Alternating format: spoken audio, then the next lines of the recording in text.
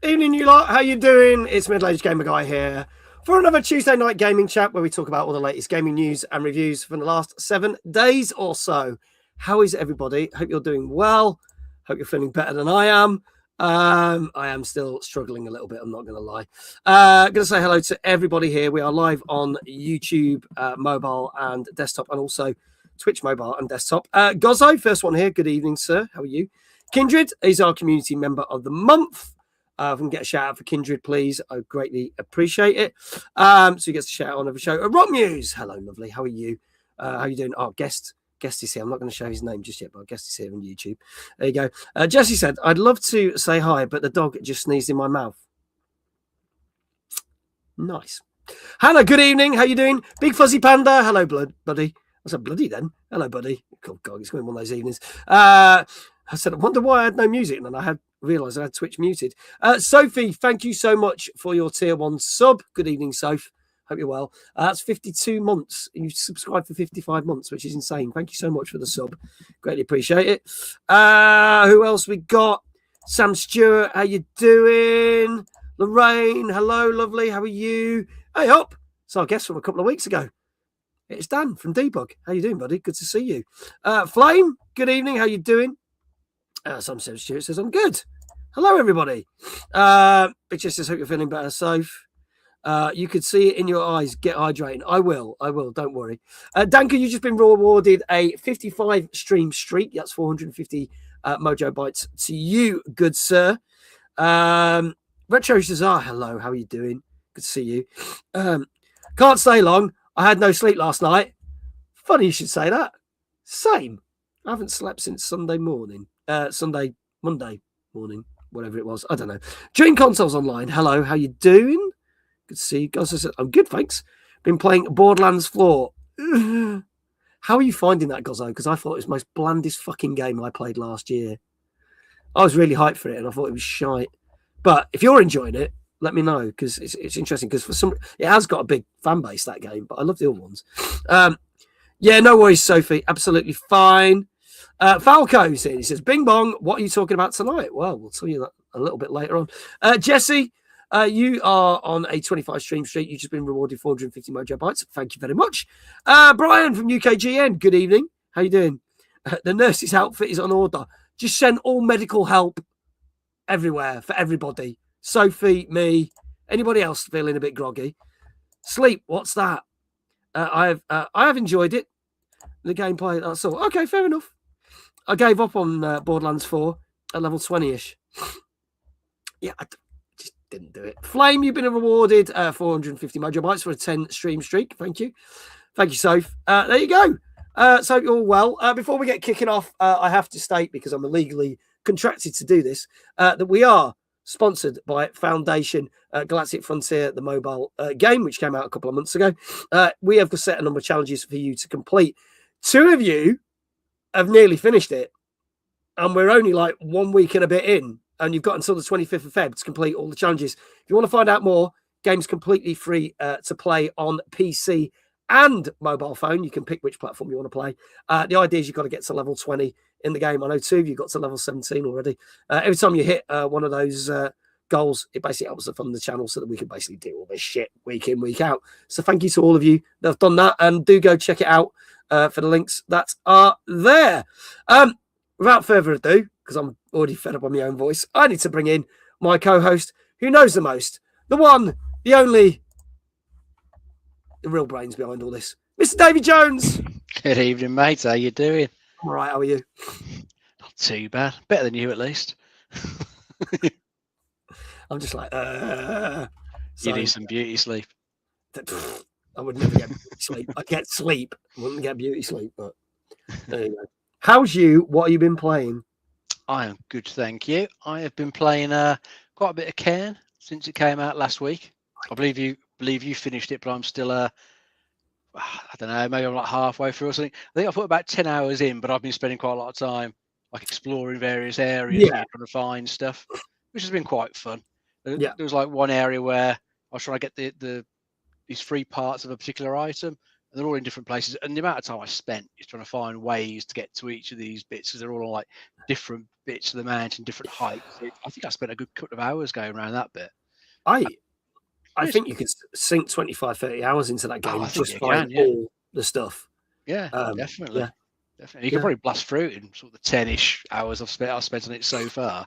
But I've still got loads to do. But I'm enjoying it, taking it at that pace, because it's just loads to like just figure out. And it's the gameplay is good. It's quite stressful when you play it, but it's got quite a good type of stressful, because you do feel quite a bit of satisfaction. You eventually get to a point where you've got the safety. You're off the side of the mountain, because half the time you're running out of pitons, and the weather's turning bad. You've got much chalk. Your health and stuff. Your health and thirst are getting a bit dicey. I had one point where I really was like out of food, and character was starving, blacked out at one point. Had to get them like going again, get them back from hanging off the rope. Managed to get up the mountain, managed to find some food just before like they actually went to like death. So it was getting pretty stressful, but it was good. I'm enjoying it. I think I didn't rush it, but I think I said to you, we're having this discussion at the weekend. There's 3 endings. I'm not going to spoil this for anyone. You get an ending if you get to the top of the mountain, okay? Because that's the ultimate goal. There's an ending if you do what Dave's doing and basically trying to find everything, which I'm assuming is like the best ending to get, and then get to the top of the mountain. And then there's another ending which is about just over 3/4, 80% of the way through, where you have a decision, and you can decide whether you. Again, I'm not trying to spoil it, but that will give you a third ending, if depending on what you pick. I am very tempted to go back and play more of it just to see some of the other endings, but it's just that ever thing of, I've had another 40 games slapped on me to try out, and I'm like, this is the problem. There's too many of the bloody things. I know. So I'm glad I finished it, and I have been watching someone else who's playing it, so I might just cheat and watch them do it and see what endings they get. Yeah, it might be easiest. And then some of you saw me play the new Carmageddon last night, and I've been playing more of that this afternoon. I'll give my thoughts on that a bit later on, because we are talking about that. But so I played a bit of that, and then looking forward to what is going to be 3 weeks of really good games, because we've got the new Suda 51 game coming out tomorrow. We got Hard Life 2, we've got Reanimal, and then we've got Resident Evil Requiem. So I'm like flipping out. We're going to be a bit spoiled. It's looking tempting. I've been out the Resident Evil games for a while, but I'm quite liking the look of that. I'm just going to hang off and see what the reviews are like before I jump in. But I am tempted. Kind of wish there's a demo of it so I could try it. But I said to you one demo that I did try. I think the demo's been out for a bit, but it popped up on the Switch too last week after the Nintendo Direct. Was that Pragmata? Actually quite liked it. Actually, not too bad. A reasonable mix of a third-person shoot with the hacking that you got to do to make the enemies more vulnerable, and that actually it wasn't too bad once I got into it. And it actually looks and ran surprisingly well on the Switch too. It's surprising. That looks cool, and it's funny because in that week again, it's one of those week. I mean, Kindred just said I like the look of Pragmata. You've also got that Saros out the same week, end of April, which is the sort of successor to Returnal, but it's not a sequel. So so it's gonna be interesting. Fiddle these too many good games, too little time. There's a rumor. There's a rumor that the State of Play on Thursday at 10 o'clock, which we'll talk about next week, there might be a Resi 5 remake on the way. Interesting to see what they do with that. I wasn't a fan of its original state, quite honestly. It's one of my. I didn't like the co-op side. It's definitely not my least favorite one. That's 6, because 6 is fucking awful. I never bothered with 6. I dropped off the series after 5 because I wasn't playing it co-op with anyone, but I had the AI co-op partner, and it was just shit, and it just kind of spoils it for me. If they can bring out a remake of 5 and it's really good, I'll be happy. But there you go. I don't think they need to do 5, but we'll see. No. See what happens on Thursday. We'll see if your tip off Gozzo is correct or not, my friend. Sophie, good night. Take care. Thank you. I appreciate you can't stick around, so take care. Right, shall we bring our guest in this evening?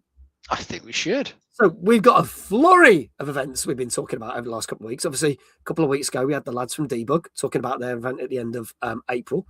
And then last week, we had the wonderful Lauren talking about Guildford Games Festival, which is next week. Well, the week after, on the 28th of Feb, down in Bristol, is going to be the second ever Bristol Video Games Expo. And the guy behind that event is here with us tonight. Please welcome Alex from Bristol Video Games Expo. Good evening, sir. Hello, how are we doing? All good? Yeah, how are you? Yeah, not too bad. That was some energy right there, wasn't it? Energy. Whereas I'm just like, but yeah, you're going to bring the energy up for all of us. Absolutely. So, lots of people saying hello. Also, straight away, look at that, a link. Get your tickets now. You can get 20% off using that link with Muggins code right there, MAG26. Go check it out. Hannah says, hey, Alex. Welcome. Jesse, how you doing? Hello, Rock Muse. Hello, Alex. Falco's just saying, hang on. They need to remake Code Veronica first. Let's not get into it. Definitely. See, I'd agree with that. I think most people would agree with that. It's a better Code Veronica game. was awesome. Did you say bad game? It's just a better game. Oh, I thought you said bad game. No, better than 5 and 6. And I know that. Oh yeah, they've just said reasons 6 was good. I think why Stories Christ Plus. The story of 6 was all right and it's clever, but I thought the gameplay was crap because it became just a generic button, quick time action game, and it wasn't great. Yeah. But you know, I get the story was good. I did like the story with 6, but it's probably the. Did you play the Revelations games? I played the first one. The second one is really good. Yeah, I think. Yeah, you should give that a go at some point. The first one's all right, but the second one I think you probably enjoy a lot more. Yeah, because it's got Barry in it, isn't it? That's right. Yeah, it's really enjoyed that. So we are literally a couple of weeks away. Not to put the fear of God into you or anything, but you're. Oh yes, I am crying inside. Obviously, we've had you on the show before talking about when you've been working with the Debug lads for Debug U and the Debug Awards, and obviously Nottingham Video Games Expo, which has been running for 4 years now. But this is the second ever Bristol Video Games Expo. I'm going to bring up the website. So you've got it's jam packed because you've added even more stuff since I last looked. It just keeps growing at this point. So obviously it's in a brand new venue. So we decided to make the change because the thing is with events, when we first went to Bristol, we were like, let's try it, see if there's the appetite for it. Yeah. And obviously what you can see here was the first venue. We've now gone to another venue, which is part of the University of Bristol. Yes. Which is I go. Yeah. And it's there it is. A lot bigger. So we had a lot more space to play with. So we've added kind of some new areas as well that we just thought I'll go up and start because the thing is, for example, in the image just below there, the cosplay area. So Tom is the guy, Batman guy. Yeah. So he reached out just as I was kind of like starting to launch the second year. Yeah. He was like, "Oh yeah, do you think we could do something with cosplay a bit more this year?" Because obviously we had a panel last year, him and his partner came along. And I was like, do you know what, Tom? Just run with it. So, and he truly has. Tom has really gone for it. He's got all these interesting cosplayers coming along. They're doing some like meet and greets and, the cosplay sort of, we've got a cosplay photographer as well as Jesse and Hannah are going to be there.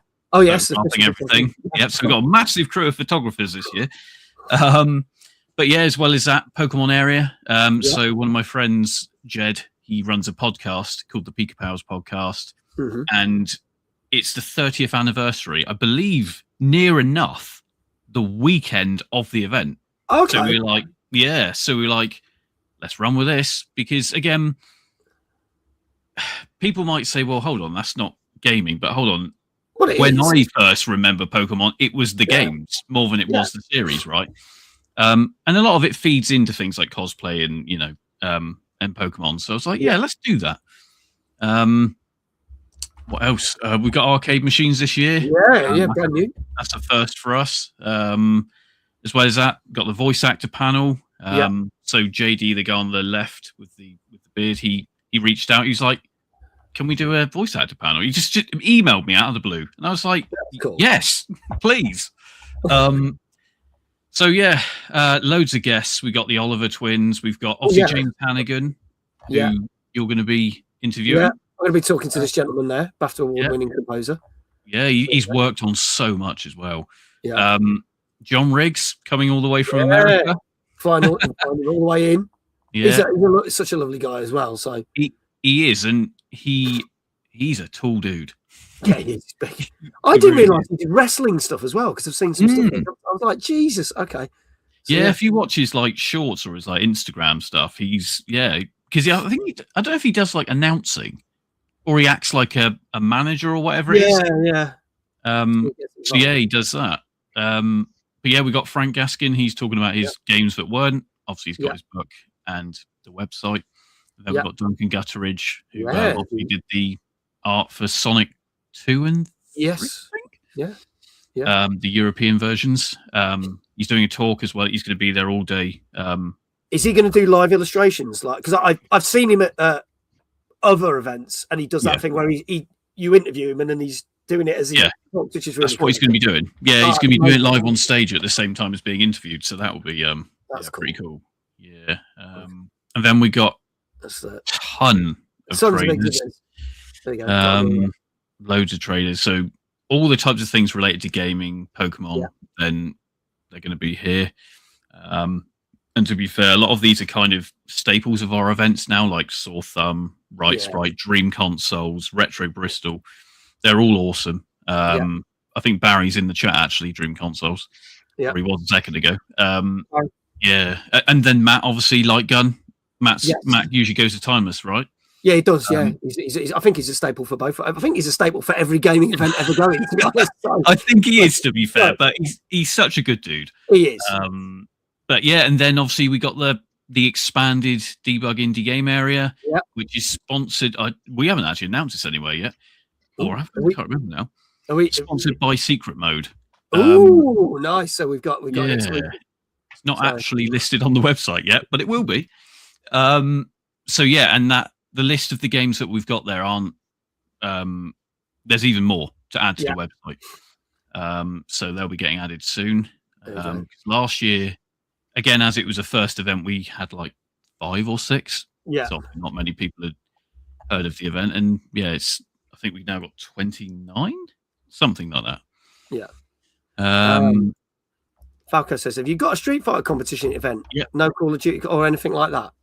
Well, so we did toy about the idea of Call of Duty.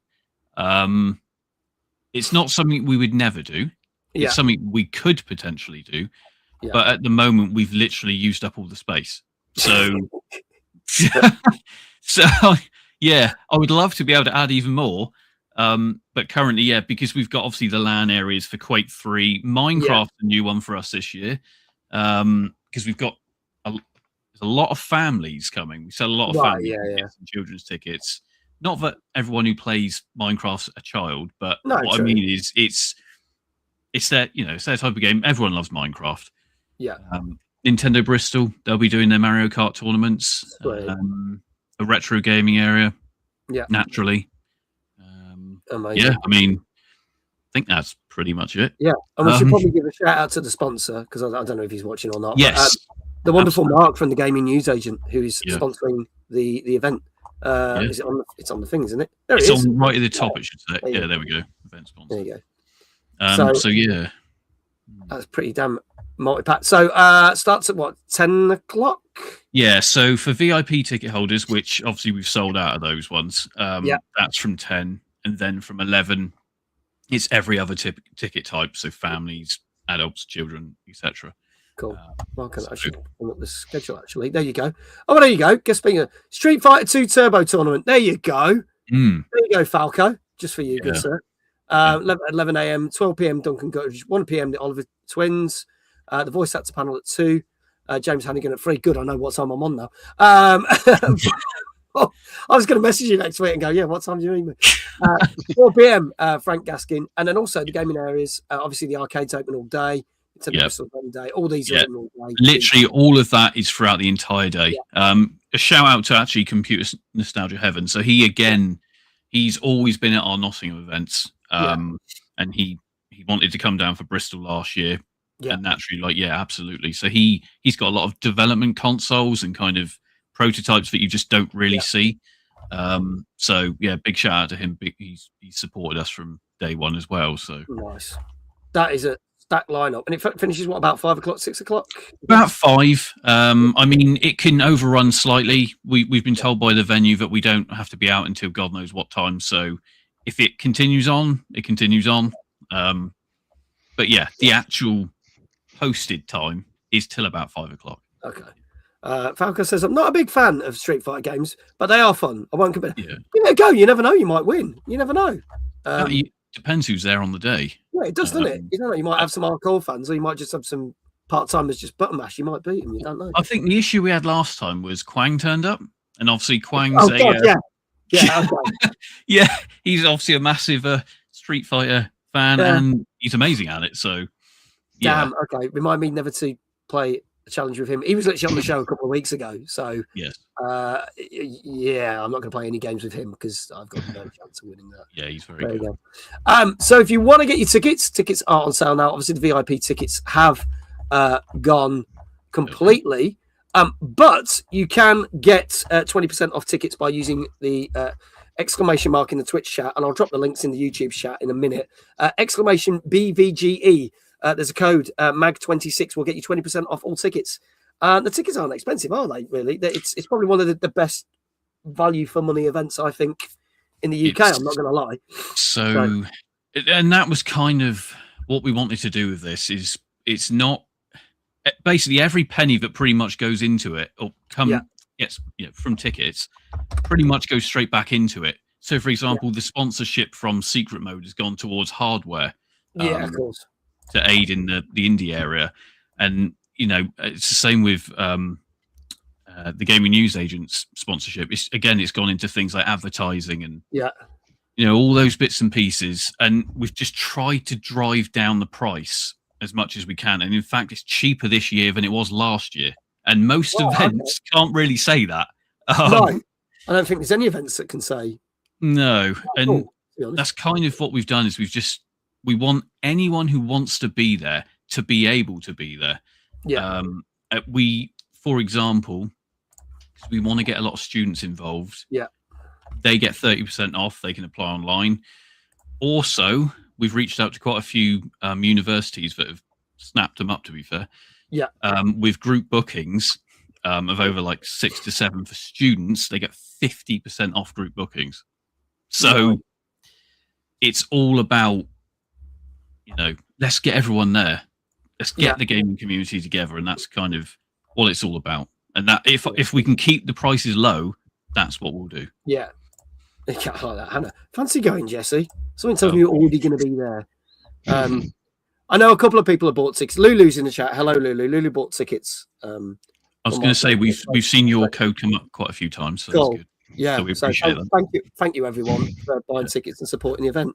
So you can come and say hello to me or hassle me or throw things at me if my presenting skills suck. When you're on stage, start throwing stuff at them. Yeah, if anyone want to bring any crates of tomatoes, feel free. But I just won't be responsible for cleaning it up afterwards. There you go. I won't either. Yeah. We'll go to the bar afterwards. Absolutely. Lulu does say, hang on, why's that come up on there? Oh, there it is. There. Tickets are cheap as chips, and I can't wait to go. Me and the hubby and the babbers are going. There you go. Family day out, which is awesome. Awesome. So there you go. Been to the Notting one a couple of times, but Bristol is a bit too far from me, says Brian. Okay. Well, hopefully one day you can get there, mate. Yeah. Hopefully one day you can get there.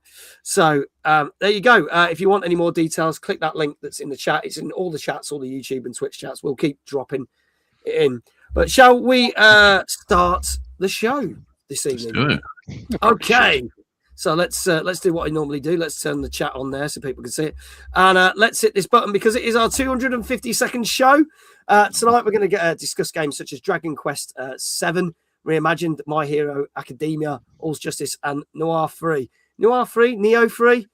Nioh, I say. Nioh 3. Let's hear go people say it as Nioh. Nioh, we'll go with that. I don't play the game, so I don't know. But there you go. Plus, we're going to talk about the fact that is Metroid Prime 4 Beyond a flop or not, amongst a roundup of other gaming news. Plus the fact we have also this week, we do this new feature where we pick random charts every week. And I managed to get the PS5 download chart for America, Canada, and EU. So we'll have a look at them at the end of the show. Coming up straight away, our first game tonight came out last Tuesday. This came out on PC and PS5, and this is called Aces of Thunder. Let's have a look at the trailer for this one.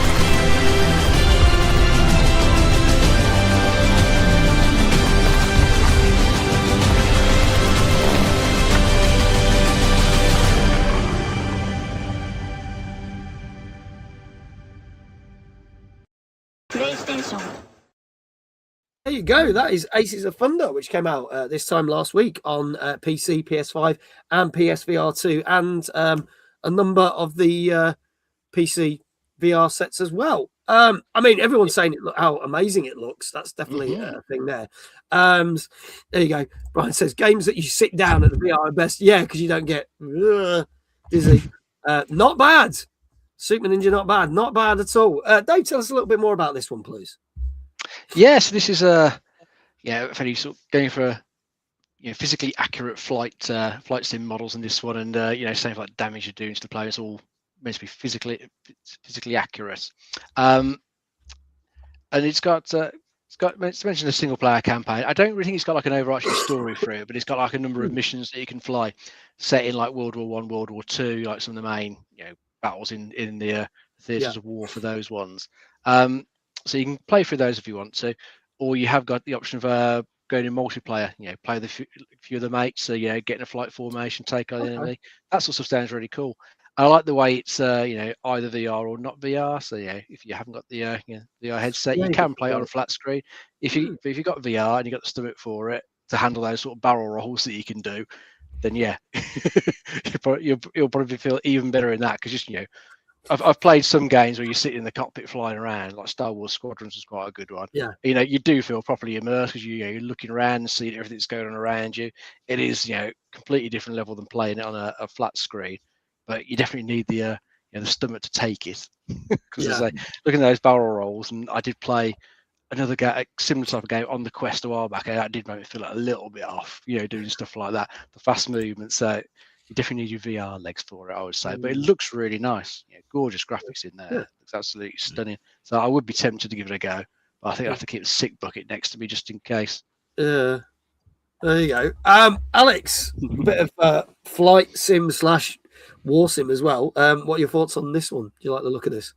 Yeah, I think I'd mimic what most people have said there. It visually looks really good. Although, I've never really been into combat like flight sims, but we, funny enough, have just got the PSVR 2 recently. Right, okay. And we've started playing a couple games on there, like Alien Incursion. Oh yeah, which is pretty good. But I would like to try it. But I think it would make you sick after a while, and you would probably fall over quite easily if you were standing up. So you definitely have to sit down. Sitting down one. Yeah, but no, it looks really cool. Looks good. I like the look of it. So, for those who've not seen the show before and are watching on all the platforms, we technically don't review the games, but I scour the internet, find lots of different sites with lots of different reviews, take the scores, smush them down into an average score. You may agree with it, you may not, But if you guess it correctly, and that's why people have been putting scores in the chat already, you get a shout out in the chat. So let's see what people are saying. Let's go from the top. Danka, 6.5. Gozzo, 6.5. Lulu says, stunning graphics, beautiful scenery, not my sort of game, but I'll give it a solid 7.5. Hannah saying a stunning 7. Brian saying, let's start with a safe 7.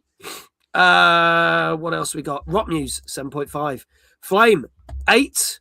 Retro says, 8. Kindred, 7. So get your scores in chat if you want to get a shout out for your channel. Dave, we'll start with you. What do you reckon this has got? I think it looks good. I'm going to try an 8. Okay, going for an 8. Rock News says, I think an 8, but I'm usually wrong. Well, we'll see, won't we? Falco says a 7. Alex, what do you reckon? Let's go 7.5. 7.5. Okay. Folks, this is your last chance. This is Aces of Thunder, which came out last Tuesday on PC, PS5, and all VRs for those platforms. I can't be asked to reel them out. There you go. Dead Toxic, I'll round you up to 7.5. Good evening, by the way, Dead Toxic. Any news on the baby? Has it come out? There you go. There you go. The only barrel roll I probably wouldn't puke is the one on Google search. Yeah. So if there are no further guesses, I can tell you that this it's a sickness bug. Oh, okay. That's a lot of that going around. I can tell you this got a very disappointing. Wow. That is a shame. That did look really good. One of those ones where the trailer makes it look better than it actually is. Yeah, there's quite a few bugs and things in it. And yeah, some people saying the motion thing is not so right, so it does make you feel sicker than even the people. You maybe want to revisit in 6 months or so if they patch it. Yeah, so it's a 5.5. I don't think anybody got that. I was quite disappointed when I looked at that. I was like, oh. Yeah. So yeah, only 5.5. So no one got that right, unfortunately. So yeah, sit back, let them do some work on it, and then maybe give it a try if you fancy it. But as Kindred said earlier, it's only about 25, 26 quid at the moment. So maybe wait till it's a bit cheaper and then hopefully they'll patch it. Yeah, it does look like a game you would throw up in a lot. Yes, indeed. Let's move on to our second game. And this is one of the big ones for this week. This came out on Thursday last week for PS5, Xbox Series X and S, PC, Switch, and Switch 2. And this is Dragon Quest VII Reimagined. Let's have a look at the trailer for this. Wakey, wakey, young man. You can't stay in bed all morning.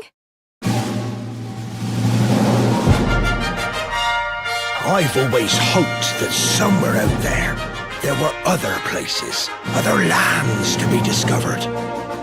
The grown-ups keep saying that this is the only island in the world, but that's total nonsense. Well, there's no way I'm letting you have all the fun. Will you help us lift this terrible curse and liberate our kingdom? Traveling the world, chatting to people. Yep, sounds good to me. Oh, don't worry. I wouldn't want you to. We've all seen how that ends. Only the restoration of the Almighty can bring true peace to the world. The eerie hush that hath descended upon the world filleth me with naught but foreboding. So the question is, who did this to the world in the first place? It's the same bad egg who's been creating chaos in all these towns we've been to. You know who I mean, right? The Demon King. Just let me ask you one thing. Are you truly ready for what lies ahead? I fear something nefarious is afoot. You need only embrace the darkness once more. Prepare to be bedazzled by the Order's might. You insist on making life difficult for me. I suddenly feel up for watching a scrap. I reckon you've got what it takes. Well, did you do as I asked? I knew you could reclaim it from the clutches of evil. You have saved us once again.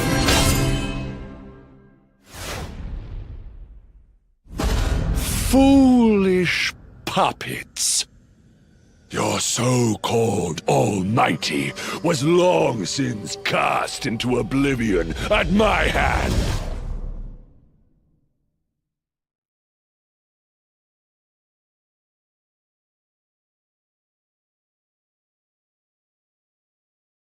PlayStation. There you go. So they have reimagined Dragon Quest VII for all those JRPG fans. Now, obviously, you know that we ain't really JRPG fans on the show. Renegade of Slack, thank you very much for the follow. Greatly appreciate it. This one is about, thank you, Kindred, about 50 quid on the PC, 60 quid on PS5. Sick and tired of that art style. Well, they seem to have done it with a few now, haven't they, Dave? With all these reimaginings and remasters and God knows what else. Yeah, there's been a few that have gone for this sort of art style. I quite like the sort of the main look to it. I'm not that taken with the actual character design, which I think is sort of Ghibli design, I think it's called, where the character heads are more exaggerated. I'm never quite taken with that. But, you know, everyone likes different things. There's probably a good number who like this. But it's a bit different than what they've been doing with some of the other Dragon Quest remakes. I think a lot of the other ones have been that HD 2D look. Yeah. Pixel art in the 3D world. I like the look of those ones. So this one's okay. Doesn't grab me that much. What they're doing with this game now, because they've called it Reimagined, so they have made a few changes to it. This is like the third time they've done something with this game now. So I think originally it was at the PlayStation in 2000, had a 3DS re-release in 2013, and now it's back in this new form. And when they've reimagined it, they have changed up the way the game works a little bit. So I think they've taken some things out, added new things in. They sort of smoothed the sort of game's progression and sort of sanded off some of the rough edges to it to make it a bit more of a smoother experience for newer players who are coming to this the first time. So it might be one of those games where it doesn't quite please the old hardcore crowd who really like the originals and liked the way they played and liked all the story content that was in them because of what they've changed in it. But it sounds like it will be quite welcoming to people who aren't familiar with the Dragon Quest series. It's one of those series that's always been massive in like Japan, but I never got into any of them when they came out over here. It's been some JRPGs like yourself, so I kind of just ignored all these. But it is a massive franchise, lots of fans of it around the world. But from what I can see, it just looks all right. But it doesn't really appeal to me. Again, like just because Dave and me aren't fans of this genre, we try and cover as many different styles of games on this show, because just because we don't like those games doesn't mean that people shouldn't know about them. So I know there's some people that in the chat that do love it, and there's some like so try and make you aware, because some people, as you said, are going to lap this up big time. Oh yeah, that's love it. Yeah. Alex, have you played any of the Dragon Quests, and does this reimagining take your fancy at all? No, never touched any of them. I've played obviously quite a lot of the different Final Fantasies over the years, but never touched Dragon Quest for some reason. I've known a few people who've played them, and they seem to really like the people who love them. Really love them. It seems to be that kind of you love them or the whole Marmite situation, right? But would I play Dragon's Quest 7 or whatever it is? Probably not. Yeah, no, you're like us then. You're like, nah. So now, someone who would, Mr. Dave Johnson, good evening. We're not talking Final Fantasy, we're talking Dragon's Quest, but he loves his JRPGs, does our Dave. So, he might try this one. Let's see what scores we got. Chat, get your scores in what you think this might have scored. Danka says this is a no-brainer. It's got to be an 8.5. Also says 8.5, and don't disrespect the great Akira Toriyama, great designer. I quite like the artwork. I'm not going to lie. I like the artwork design on this one. Lulu says a 7.5 for me. Is it just the Seven's films they reimagine? Says Rock News was a question. Don't know. Is that honest answer? Brian, 8. Let's scroll down here. Rock News, 8. Dave Johnson, 8.5. Falco, 7. Hannah, 8.5. Flame, 7.5. Danka wants to play these in the correct order. God, you're going to need to have 5 years worth of time. 8.5 and Kindred. Retro Jazar says 8. Alex, I'll start with you this time. What do you reckon this might have got? Let's go 9. Oh, okay. Going for a 9. Again, I think it truly depends who's really reviewed these. Because if they're all fans, they're going to really rate it. Yeah. But if they're not so much, it'd be like, oh yeah, I appreciate it, blah blah blah blah blah. Yeah. But let's just hope the people who have reviewed it are fans. So let's go 9. Okay, going for a 9. Big Fuzzy Panda says a 7. Blind, how you doing? Blind IO, how are you? Good evening, folks. Good to see you there. Dave, what say you on this one? Oh, an 8.5. 8.5. Okay, there's quite a few 8.5s in the chat, so we'll see. So, okay, last chance, folks. Get your scores in now. This is Dragon Quest 7 Reimagined, which came out last Thursday on PS5, Xbox Series X and S, PC, Switch, and Switch 2. And if there are no more other guesses to this, Dave Johnson says, Dave's Unite. I think with this one, it wasn't bigger fans that reviewed it because this averaged out on a 7.5. Oh, okay. And that's interesting is it did get some 8.5s and above, but some of the more major outlets like Gamer Ranks, GameSpot, IGN were like 7s and stuff. So they were just kind of like, yeah, it's all right. I just think they had people that didn't really give a shit about it. So it averaged at 7.5 for this one. Did anyone say a 7.5 on this one? Big Fuzzy Panda was close with a 7. Flame, well done. You got it right. Flame, we give you a shout out. Your first one tonight. In fact, the first person to get one right tonight. Lulu as well. Congratulations. You got it as well. Well done. So you're the first 2 people to get that. But yeah. Yeah, I like that because it's like, there's shit no respect. Oh, yeah, I know, clearly. A lot of people prefer the originals when remakes are done, yeah. And I guess because this isn't a remake, as we said, it's a reimagining, might not tick all the boxes for some of the fans. Dankin says, wow, my score radar is well off tonight. Yeah, you've not hit one yet, but we've got another 6. Should be fine. The guy who reviewed it for IGN was a massive fan, but still only gave it a 7. Okay, so I got that wrong. Okay, so he's a fan, but he just didn't think it was. Maybe that's the thing. A reimagining is not what they wanted. But there you go. Let's move on to some gaming news. This is an interesting one because Nintendo released their earnings report for last year.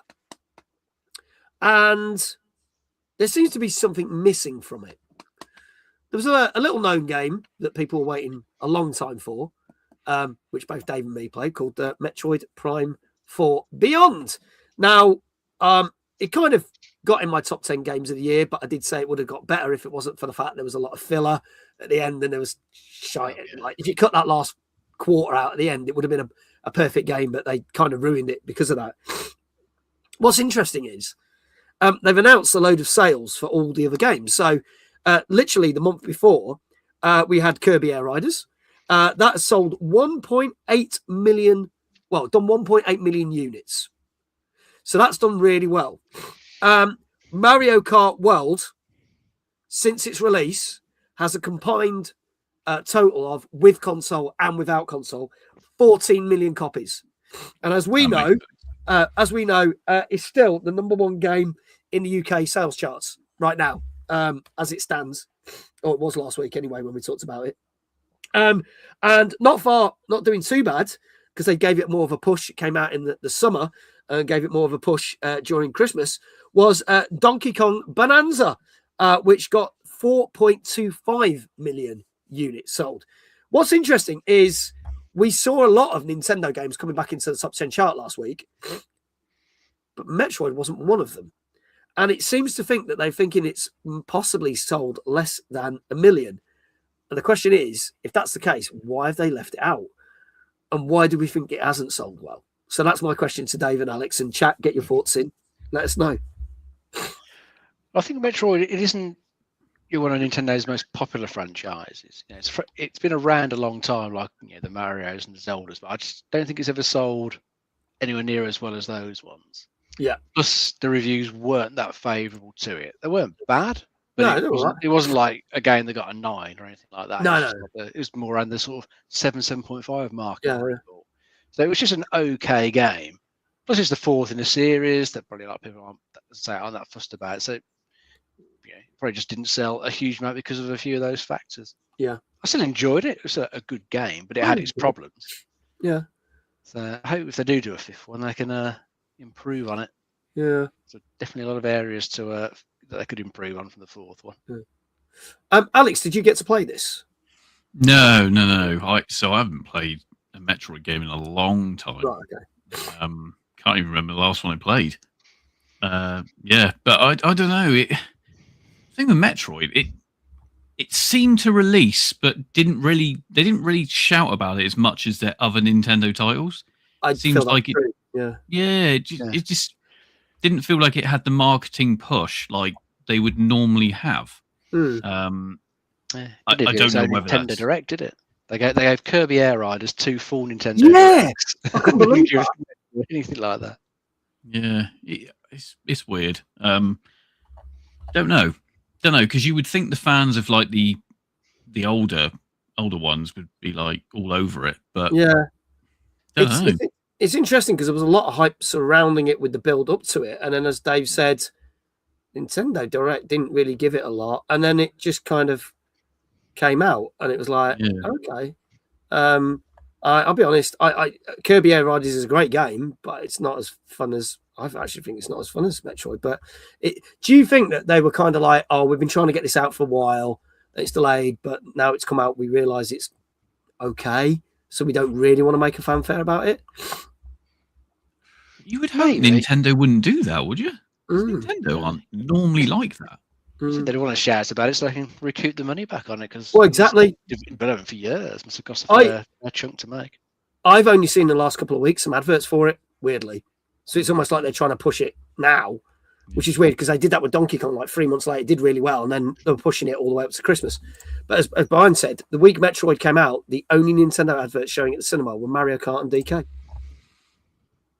It's Mario Kart, though, isn't it? I mean, you probably wouldn't even have to.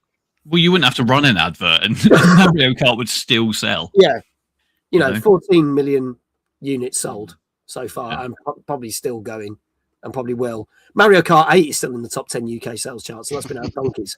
So yeah, it doesn't surprise me at all. Yeah, they are bigger IPs compared to Metroid, but we'll see.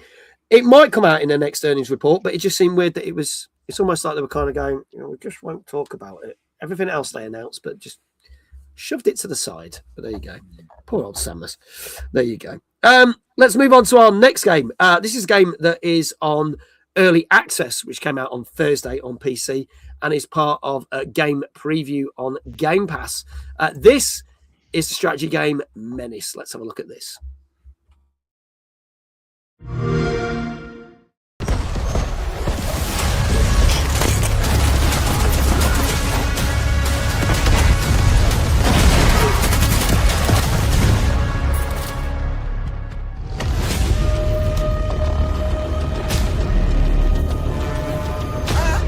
Get it, sir. Where you need me?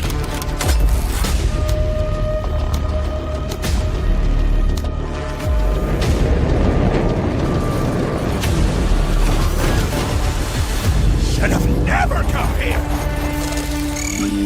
Gate Ripper! Hardware destroyed.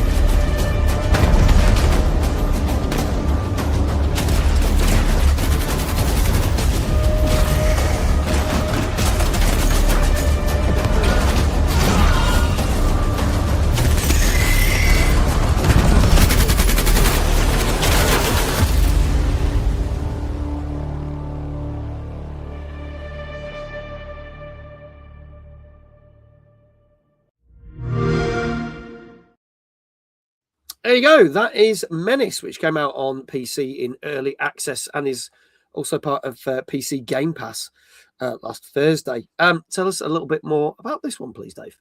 So this is a turn-based tactical RPG. I think you're controlling a group of Marines who've been sent to like the sort of outer rim of the solar system to initially try to get the populations of the planets under control. But pretty soon, like an alien threat rears its head, and you've got to try and join forces with all these other populations on the planet to try and like push the aliens back. From what I can see in the trailer, from what I've read about it, it looks all right, but it is early access, so you've got to bear in mind that it ain't feature complete at the moment. I think the story is a bit lacking at the moment, but hopefully that's something that will come along during this early access period, however long that is. But gameplay wise, everything looked pretty decent to me. It looks like you got good variety of characters and weaponry and vehicles to use to push the alien threat back. So it's something I might keep an eye on it, but I rarely ever jump into any early access stuff. So when it hits like it's proper 1.0, I might take another look at it then, because I do quite like playing these sorts of games occasionally. and it looks like it's got promise there. But we'll wait and see if it can actually fulfil that potential. Yeah. Okay. All right. Alex, your thoughts on this one? Generic. I hate to say that about games, if I'm honest, because I can't create a game. So if you've gone and made a game, amazing. But it's really not my cup of tea, and it just looks very just like stuff we've seen before, reskinned. But yeah. Is it Xbox exclusive technically, being there's obviously it's on PC, but you can get it on Steam. But it's not about on PlayStation. Yeah, it's normally about £34. It is down to £26.24, said Kindred. But it's normally $35 on Xbox if you've not got Game Pass, which is pretty expensive for early access. But yeah, don't know about that one. Yeah, I treat early access as a demo, play it briefly, then wait for the full release. Let's see what people are saying. Chat, get your scores in now. Let's see. Danker saying an 8. Gozzo, 8. Lulu says, doesn't look like my sort of game. Graphics look okay. I'd probably give it a 7. Brian, 8.5. Falco, an 8. Big Fuzzy Panda says a 7.5. Rockmuse says a 6.5.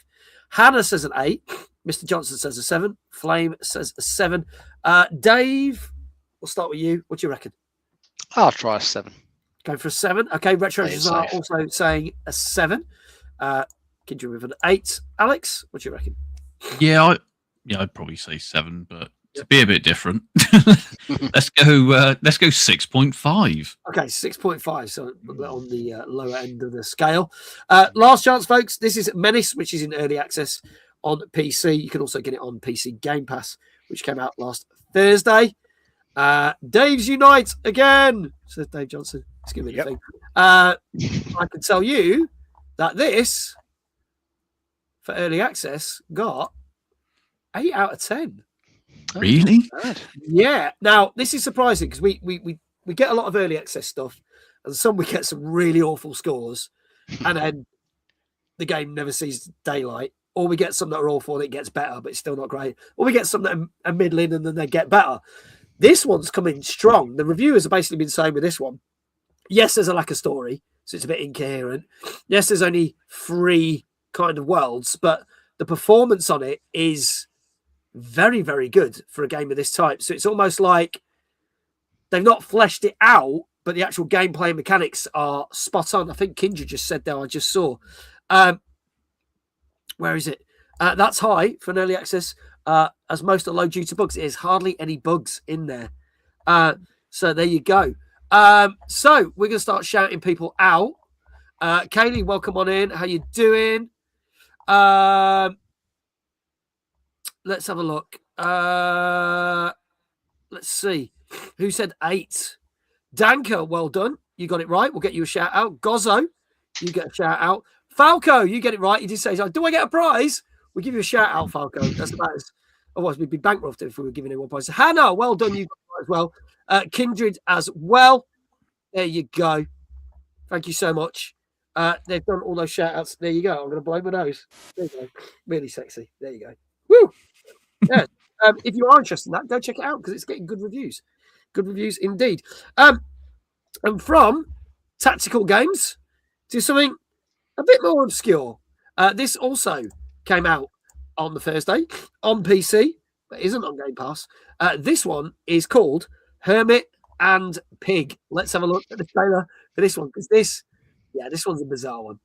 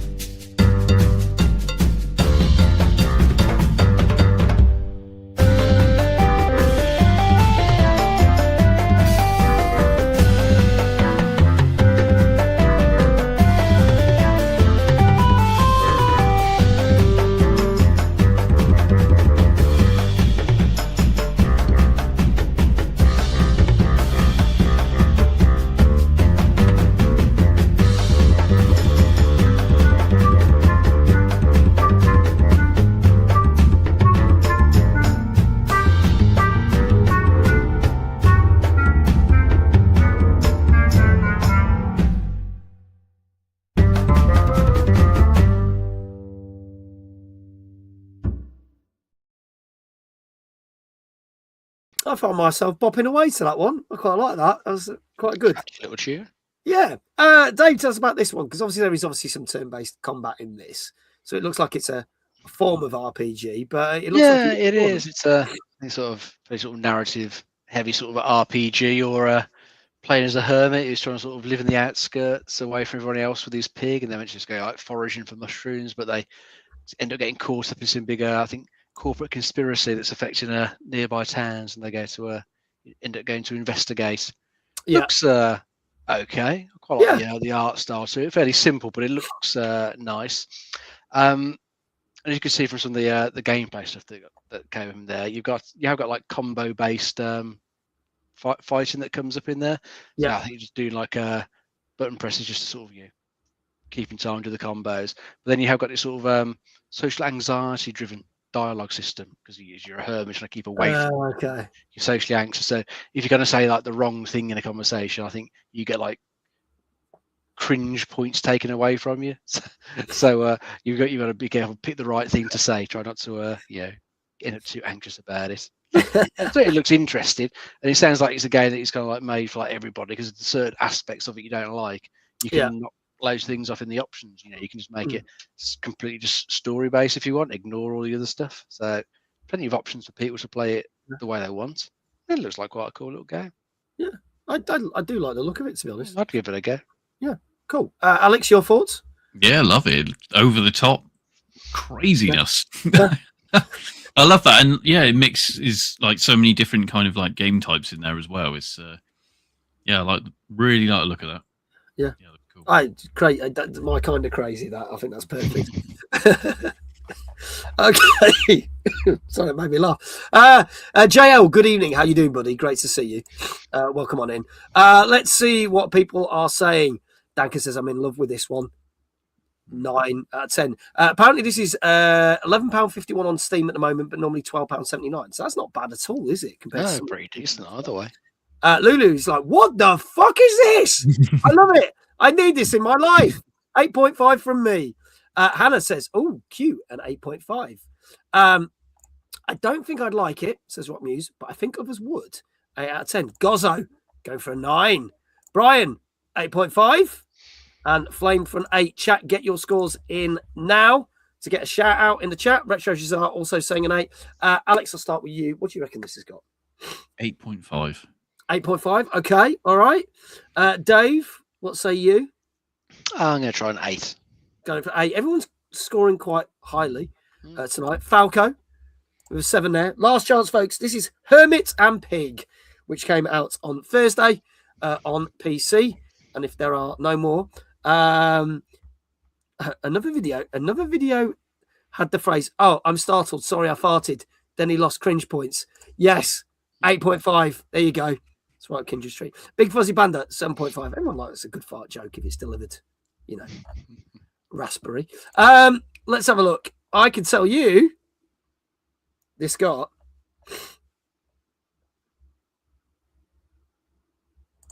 8.5 out of 10. No. Well done, Alex. You got that right. Let's get finally got one. Yes, go on, son. First one of the night for Alex. Go check out !BVGE. You can get 20% off discount, 20% off tickets now for the event, which is on Saturday, the 28th of Feb. And the link to the website is there. Go check it out. Thank you, Kindred. Appreciate dropping that in. Also, to the following people who got this right. Kindred, well done. That fart joke clearly paid off. Zoidberg, also known as Brian from UK Gaming Network. Thank you, mate. Appreciate that. You got it right as well. Hannah, well done.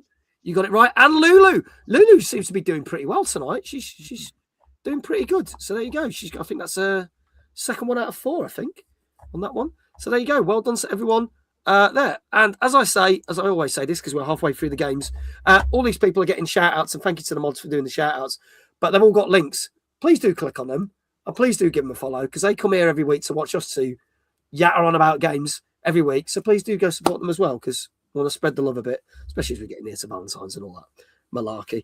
There you go. So there was a couple of news stories last week.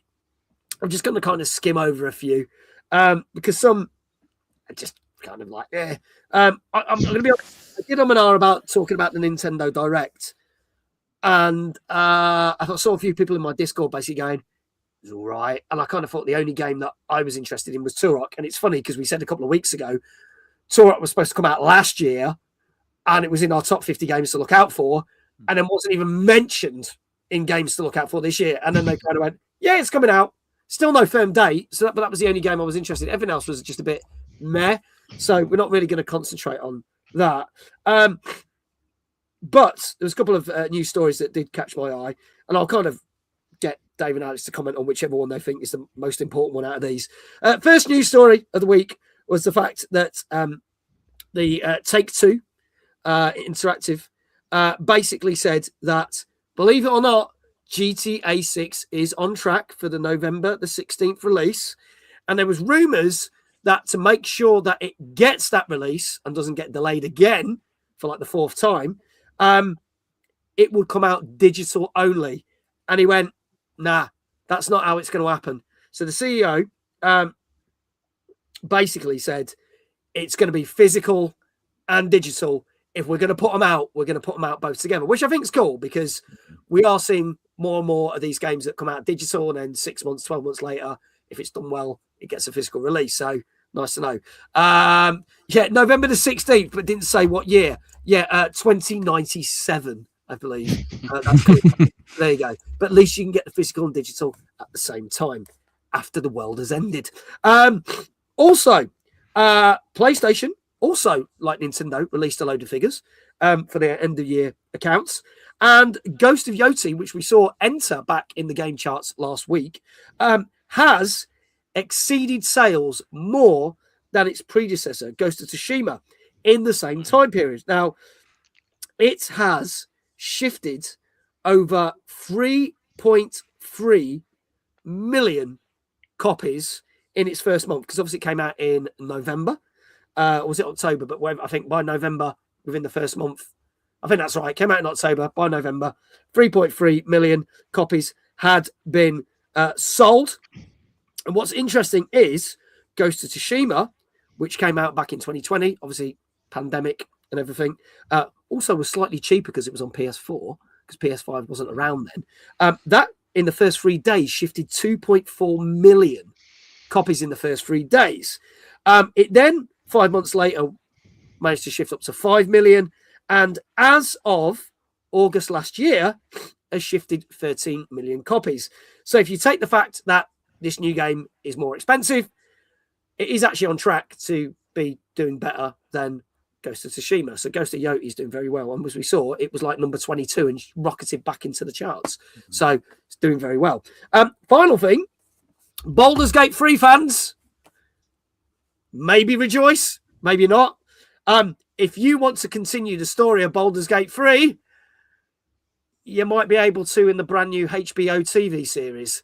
No, there's no DLC coming. But the showrunners of the very successful The Last of Us are making a Baldur's Gate 3 show. Now, obviously, we've seen the success of Fallout on Amazon, which has done 2 series.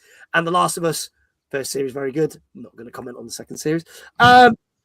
Bit like that, but still went on to win many awards. But here's the thing that worries me. Yes, you've got a good team of people that are going to be working on this show, HBO. But as Kindred has just pointed out, Larian, who are the company that made Baldur's Gate 3, are not involved at all. Whereas with Last of Us, the main team from Naughty Dog were involved. And obviously Todd Howard was massively involved with the Fallout TV show, overseeing stuff to make sure it's good. That worries me a bit.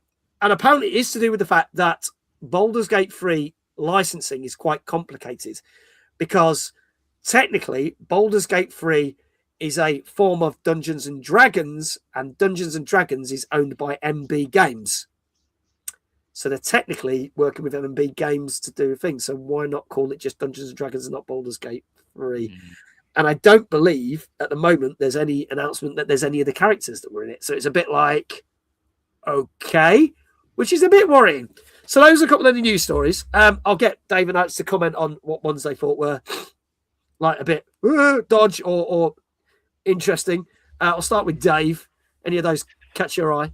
Well, the Baldur's Gate 3 one sounds interesting. I mean, It does depend, and if they, get some good writers, and can keep up with how well it was written in the game, because that's some brilliant writing in, brilliant voice actors and everything.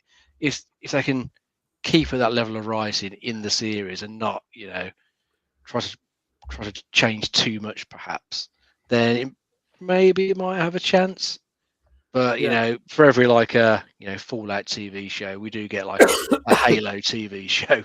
It's the complete opposite end of the scale. It's absolutely dreadful. So it can go either way, when they're trying to adapt these games to a live action series. So I'd keep my fingers crossed for it, but I don't know. I won't keep too much hope, so that I'm not too disappointed if it does turn out bad. But at least if it is, we've got the game you can play. There's hundreds of hours you can put into that. You can get. I still haven't finished it. I need to go back to it. Yeah, it is that good that I will do one day. And fantastic stuff. The other thing I'm going to say is, Larian have got a lot of work, because obviously they announced Divinity Original Sin, the new one. Obviously that was big, featured at the Game Awards back in December. So they've got their sights focused on that. So do they really need to be involved with the TV series? I guess that's the thing. If they're going to be making another, I would think, a highly award-winning game, because they always seem to bring out quality games. So Divinity will keep them occupied. And as you say, it's not their IP anyway. Baldur's Gate is licensed from is it Wizards of the Coast? Yes, there you go. And Hasbro, who apparently are a bit arsed when it comes to their games. They can be a bit of a pain in the arse. So so we'll wait and see. Okay, keep our fingers crossed. It's more the Fallout end of the spectrum than the Halo. Yeah. If it is, I'll be happy. I'd probably watch it if it does get good reviews. Alex, any of those news stories grab you at all? Yeah, talk the Baldur's Gate one. I mean, I think it's a bit of a concern because I feel like Fallout works so well. Yeah. I actually really like season 2 as well. But massive, as you probably are, massive Fallout fan. So, and just all of the nods to all the different games, and just it's so right in like every aspect of the Fallout series. Shouts Fallout, just all the nods and everything.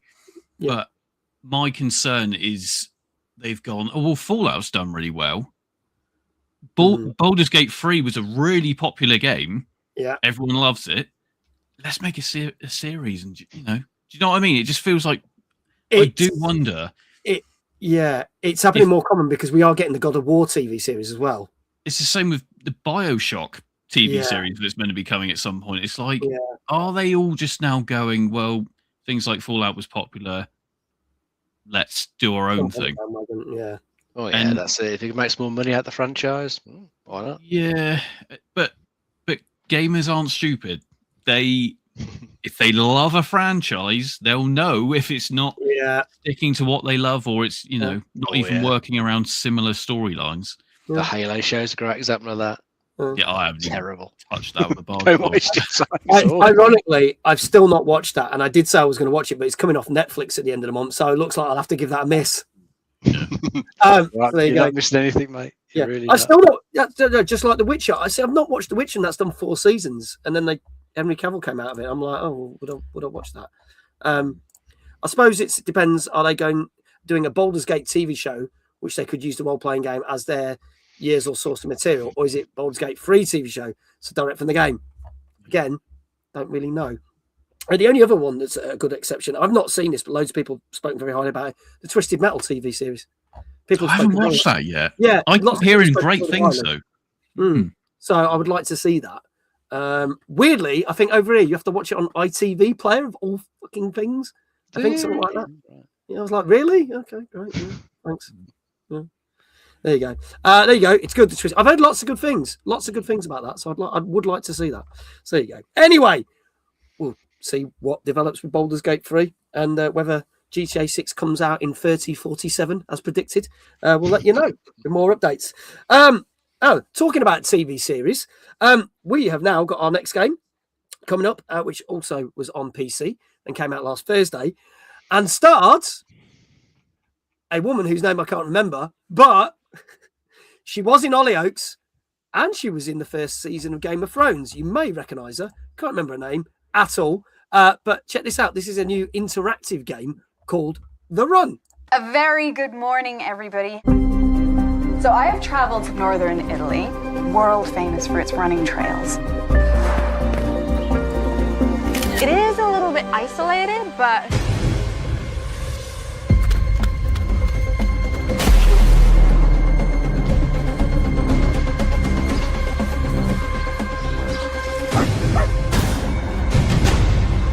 should I go in and check it out? This place is super eerie. Which trail did you take? The north. Then we'll take the south trail. Outside. Run to live. I don't know how many are out there. This isn't an attack, a shock. And left him to die like an animal. As if things weren't complicated enough already. There's only one option for me.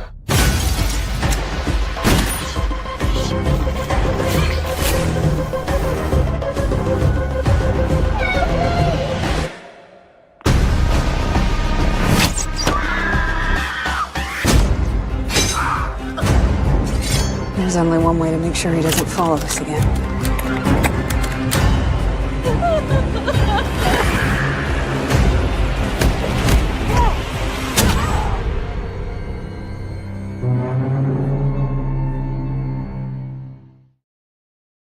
There you go. Thank you, Kindred. Roxanne McKee, that's her name. She's actually been in a lot of high-profile stuff.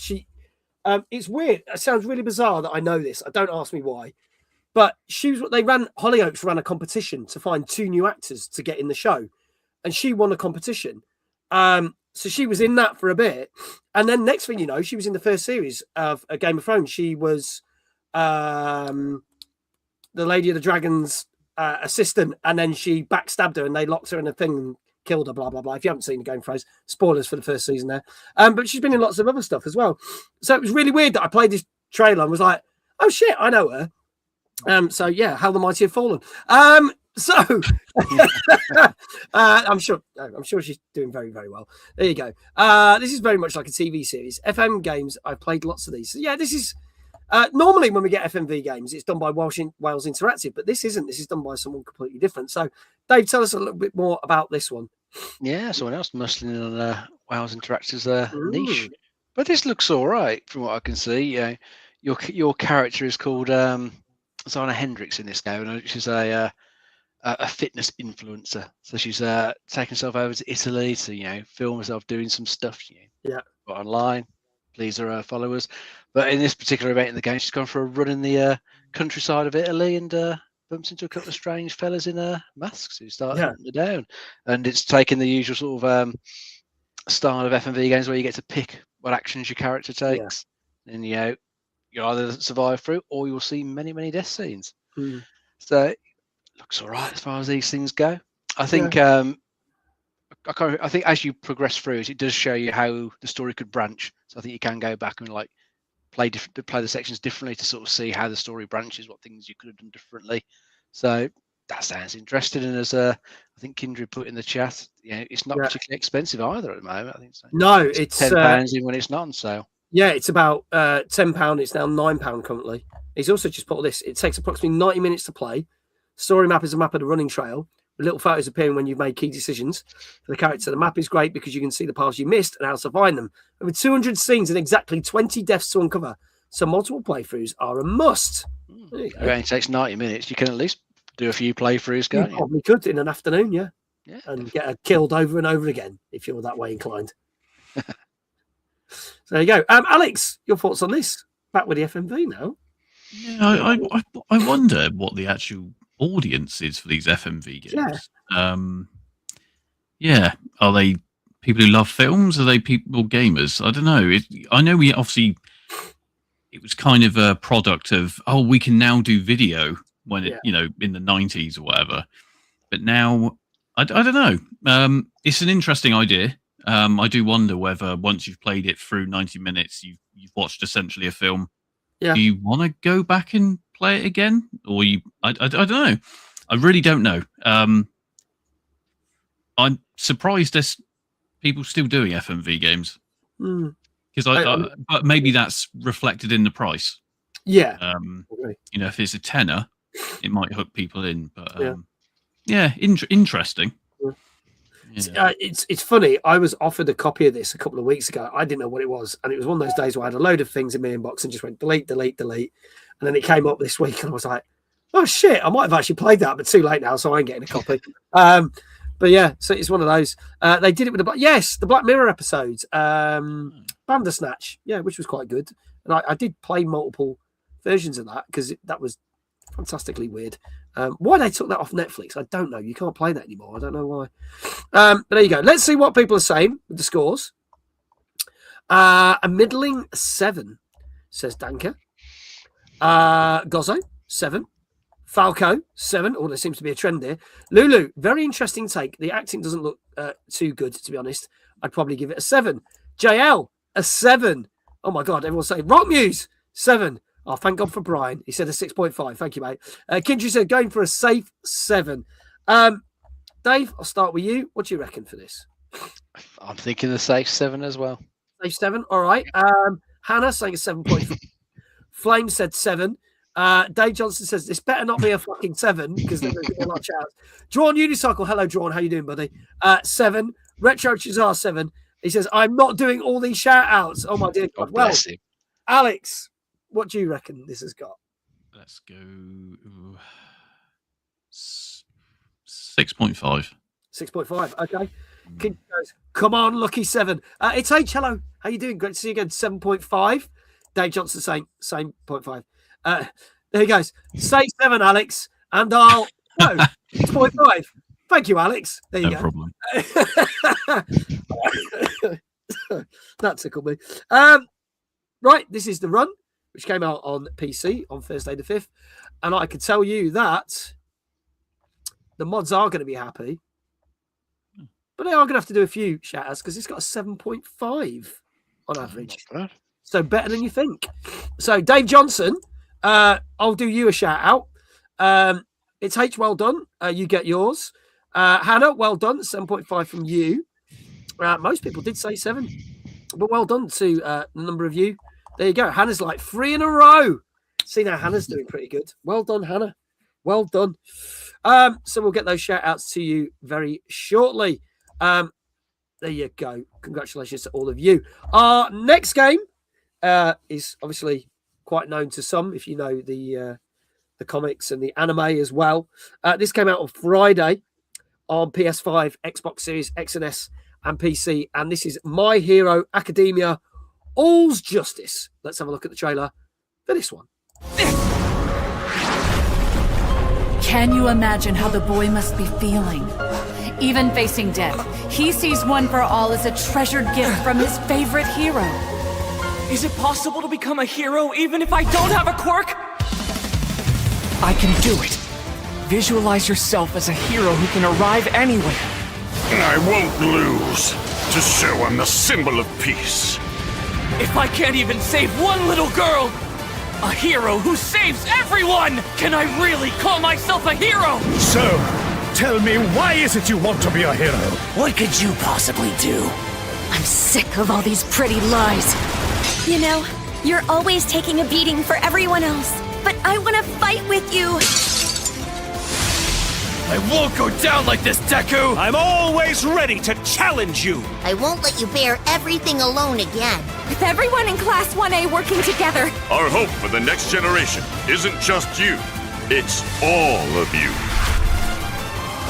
Let's put an end to this! We'll blast through to your main body! Come on, guys! Please. What's on your mind? Tell me. It's because of you! I'm becoming the man I always wanted to be! So run! Sometimes we have to do things we don't like. Lights tend to flicker on and off. Even if mine is snuffed out, someone will pick up my torch and shine in my place! Now, Detroit Smash!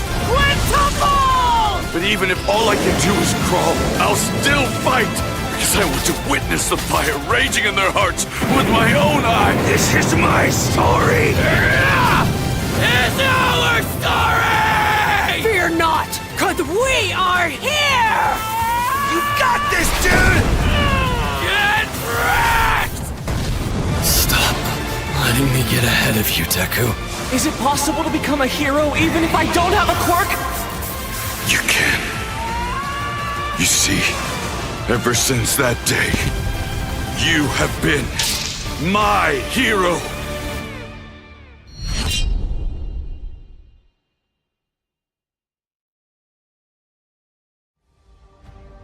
Enough with introductions. Let's get started. I might not know what you're up to, but I'm going to win, no matter what!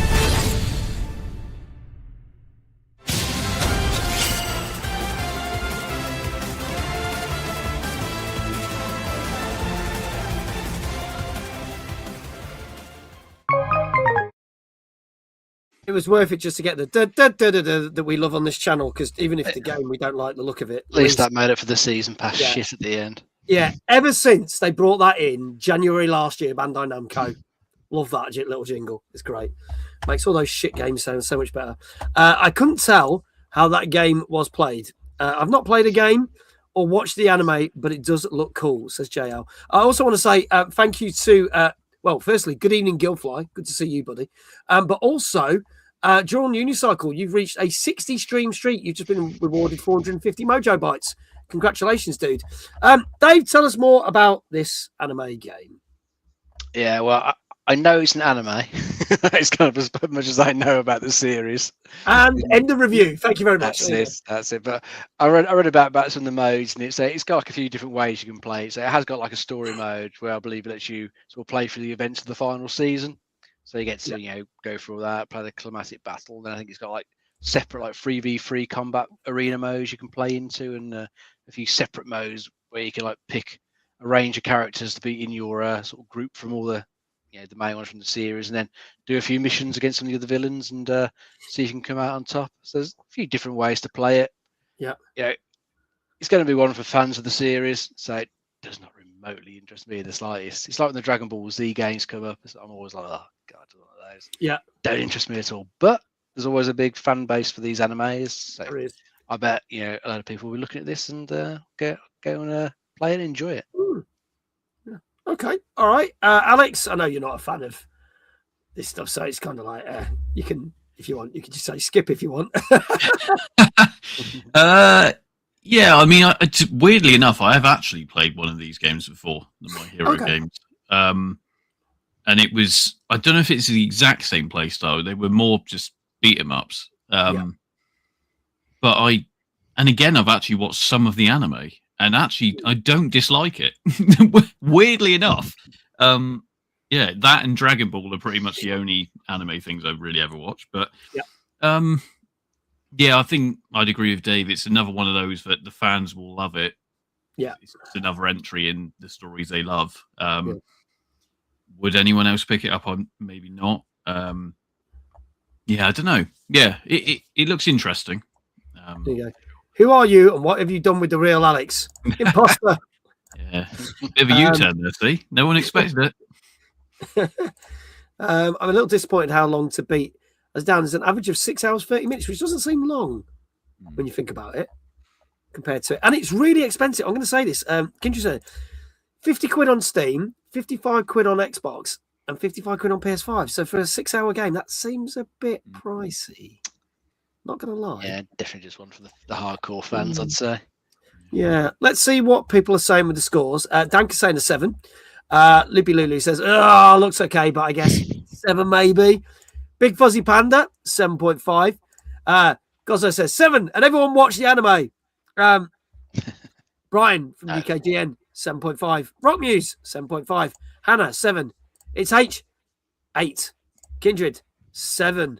Gilfly, 8. Retro Shazar, 8. Alex, I'll start with you. What do you reckon? Let's go 8. Going for an 8. Flame coming in with a 7. Dave, what do you reckon? I'll try 7.5. 7.5. Okay. All right. Folks, this is your last chance. This is My Hero Academia All's Justice, which was last Friday on PS5, Xbox Series X and S, and PC. I rate Imposter Alex 7 out of 10, but 7.5 for the game. There you go. I didn't like the anime. His voice irritated me. There you go. Interesting. Bit like the new Muppet show. fuck me, they've ruined Kermit's voice. Just saying, if you're going to watch that one-off special on Disney Plus, even though it's getting rave reviews, took me out of it. Oh no! Just putting that out there, not good. I didn't like it. If anyone did, fair enough. But I thought it was shit. I can tell you, I came up with conspiracy theories way too easily. There we go. I can tell you, this got a lot of people are close to this. Not as high scores as some people thought, but 7.5. Hey. 7.5. And me being me, going off on a tangent and talking about Miss Piggy and Kermit, I can't remember who said what. Who said what in the chat? I'm kind of I've got like cold brain, so like someone says something like that. Squirrel, I'm like that. Dave Johnson will give you a shout out. Well done. And Rock Muse, well done. Brian, well done. Big Fuzzy Panda, well done. Did anybody else say 7.5? I think that's it. I think I've got everyone. But there you go. I did. Oh, you did? Oh, bloody hell, Dave. You got your first one right. Hang on then. I did, finally. Right, finally. Here we go. Only 2 more to go. You can make up for it. You can do this. Let me give Dave Johnson a shout out. 1 second. I'll do that on here. And then for those who don't know, Dave doesn't stream. He doesn't have a Twitch account or anything like that. So there we go. There is Dave shout out. But we can give him a shout out another way. People in chat can do exclamation Dave in chat. John Unicycle got it right as well. Thank you. But Dave, how would you like your first shout out of the evening? You can do some spinning on your chair, but okay, if you like, because you're tired, you could just close your eyes and have a little power nap while you're spinning. I'll probably puke up. We'll see. He says, I'm too sick for spinning. I'm too sick for the knee cracking. Yeah, God, we'll go. All right, let's do this then. Ready? I'll do a leisurely spin, all right? That's it. Dave!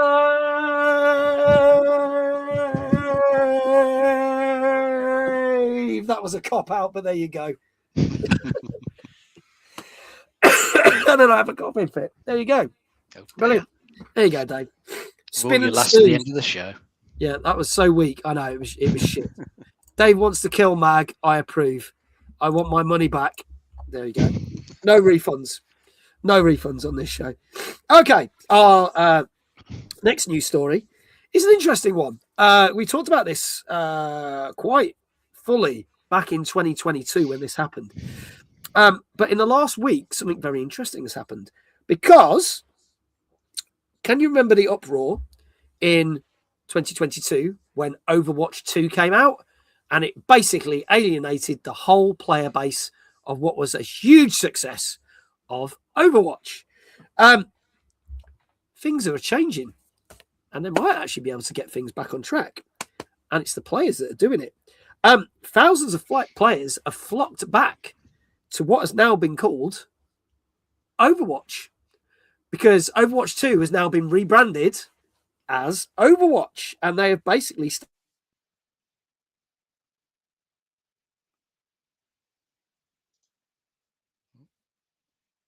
I think Mag, where's Mag gone? Oh, is he gone, has he? I thought it was me for a moment. I was checking. No, he's died. That's the end of him. The cold has overcome him. Oh no! No, that's not good. What did I do? I didn't do anything. Oh no! See, I've brought down the entire stream now. That's it. It's all over now, isn't it? Do you know what I reckon it was? I bet he's had a Windows update. Well, they do cause problems, don't they? I think someone put in chat last week about one of them wrecking the Asus ROG Xbox Ally, broke part of that. So yeah, wouldn't surprise. Oh dear. Oh look, he's fully gone now. We can slag him off, he won't know. Oh dear. I don't think I've ever seen this happen on one of his streams before. I think it happened to him once. He was away somewhere, and he ended up in the one guest on. I think he was in some, it might have been a hotel over in Ireland, and that, yeah. But it's never happened to him when he's been at home before. So I wonder if he's had another tree go down the street that's taken out the internet. That problem tail end of last year. I tell you what, I do remember one stream. This was years ago, and this is story time hour now. Where I remember he was so drunk and he fell asleep on his stream. Have you ever seen that? Yes, I remember seeing the end of that one. That was That's quite something. Entertaining one. Yeah. What do we think of the Overwatch rebrand? Wow, that's what he was in the middle of going on about, wasn't he? So, yeah.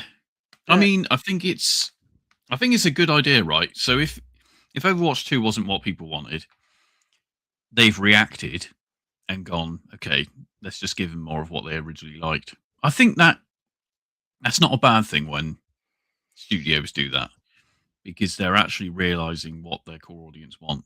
That's what I would say anyway.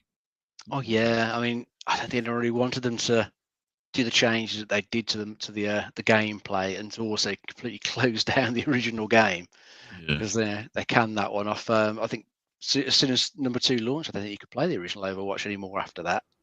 Oh, is he coming back in? Oh, there I'm back.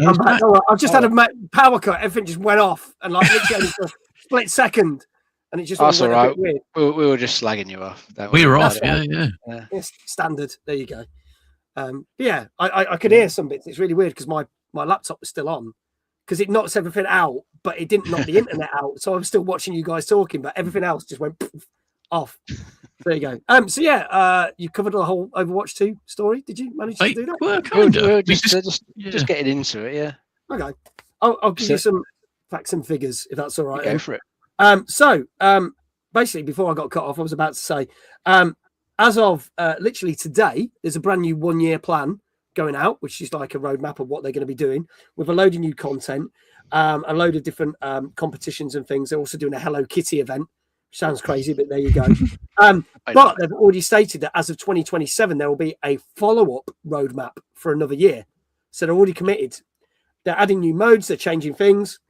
And what's interesting is they're adding 10 new characters, and there is a year-long story campaign where you can watch a number of story shorts, and it basically takes you through the story of Overwatch over the course of the 12 months. When Overwatch 2 first came out, it had 78,000 concurrent players on Steam, and unfortunately it dropped down to like something like 40,000 because it wasn't as popular. In the last week, it's gone back up to 69,000. Well, that's pretty good. So the fans are coming back to it. Yeah, I have to see if the changes they're planning and all the new content will keep people sticking with it. Yeah. Because let's be honest, there's a lot more choice out there now since Overwatch originally released. You are spoiled for it, and there's more and more coming all the time. Yeah. Hopefully they're doing the right thing. Yeah, new characters could be good. Although I did see an article earlier saying I think people don't like the design of one of the new characters, because that character was shown, I think, previously in like a sort of anime form and looked better in that. So I think a redesign of that character been looked into. Okay. Well, I mean, I'm not a big Overwatch fan. I know there's a lot of people that are, but the fact that they might have actually been able to turn this around after more than 3 years is pretty impressive. So much so that Jordan's Unicycle just said 69. Nice. See where his mind's gone. But there you go. We don't need Mag for TNGC. Imposter Alex is now going. I can have the night off, especially the way I'm feeling. But there you go. Yeah, sorry about that. Just like literally, it was one of those things where the power went on and off again, but it totally fucked all this. So it was just like, okay, got to reboot everything back up again. But there you go. Let's move on to our final 2 games. This is probably the biggest game of the night. This is the 3rd game in the series. This came out on Friday on PS5 and PC. And this is Nioh 3. Let's have a look at the trailer for this.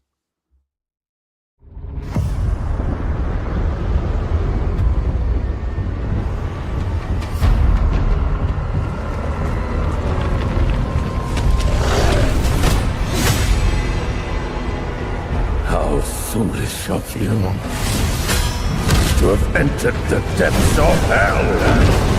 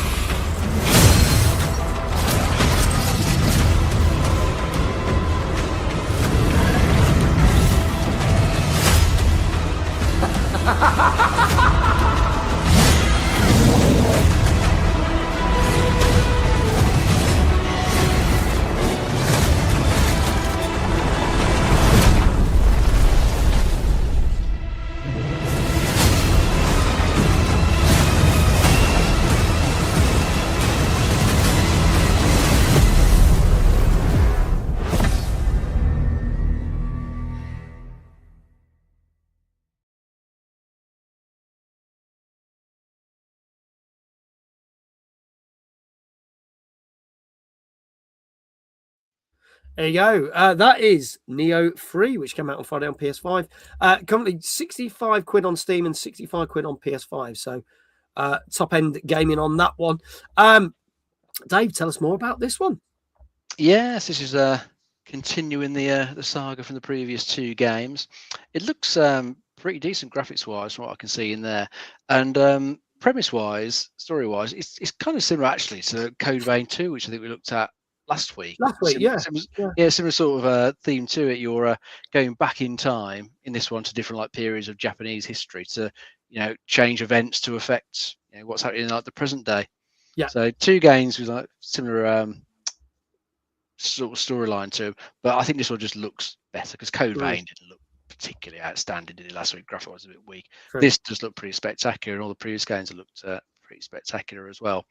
The few changes they're adding into this is they're sort of going for a bit more of the open world feeling, a bit like what Elden Ring did. This is another Souls that's going to like follow with that structure there, make it a bit more open. Tons and tons of stuff to find. I think this is one of those games that if you really want to get into maxing out your build, you can spend a lot of time in menus looking at all the different weapons and armor that you pick up to try and find the right build. But the one thing that's quite nice in it is if you're not interested in delving deep into that side, there is a setting to just say to the game, just put me in the best stuff, and it will just do that as you pick stuff up. It will put the best ones on, let you carry on, which I think is pretty cool. And something else I've added into this is a new combat style. So I think normally it's just a samurai style, but there is also a ninja style in here as well. So you've got 2 different combat modes you can freely just switch between as you're playing. So all that sounds quite good. But I think for anyone looking to play it, if you've played the original games, they were rock hard. This one is meant to be rock hard as well. So if you like your challenging Souls likes, this is meant to be very, very challenging. So anyone who's feeling a bit of a masochist, you can bang your head against a brick wall with this one for a while. I ain't got time for that. I'm not going to lie. I like some Souls likes, but not too ridiculously hard. This is going to be hardcore. I can't bring myself to do this. I'm already in pain. I don't need more pain. Alex, your thoughts on Nioh 3? Yeah, I'm very similar. I play most games now on easy because I just want to enjoy the story, or it's not. I don't really have a huge amount of time to constantly get into games, if that makes sense. So the shorter experiences are usually the things I go for. But yeah, it looks very cool. I'm sure it would do quite well. Yeah, I mean, that's all I've really got to say about it. It looks stunning, and I'm sure it will rate quite well. Okay. All right. Well, let's see what scores we've got in the chat. John Unicycle says an 8.5 for this one. Now, if you remember, this was in our top 50 games to look out for in 2026. It was number 11 in the top 50. Dank has tried to predict all the scores for the games, so he predicted an 8 for this. So let's see if he's right. It's H, also saying an 8. Brian, saying 8.5. Rock Muse, 8.5. Hannah, 8. Gozzo, 8.5. Lulu says this looks good, 8.5. Flame, an 8. Kindred, an 8.5. So everyone's kind of going 8.5s. Dave, what do you reckon? I'm going to try. I'll try a 9. I've seen a few good scores for it. Yeah. Okay. Going for a 9 on that one. Retro Jazar says an 8. Alex, what do you reckon?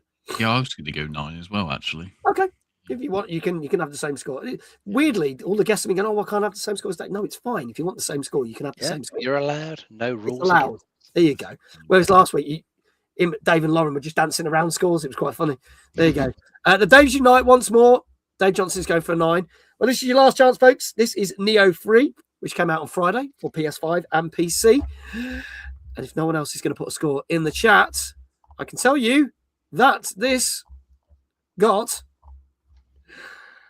the high scoring game of the night, because this did get a 9 out of 10 on average. Nice. So there you go. So well done to Dave Johnson. Drawn, if you could happily shout him out. So the predicted score was not quite there, unfortunately. From that, loads of people were very close with 8.5s.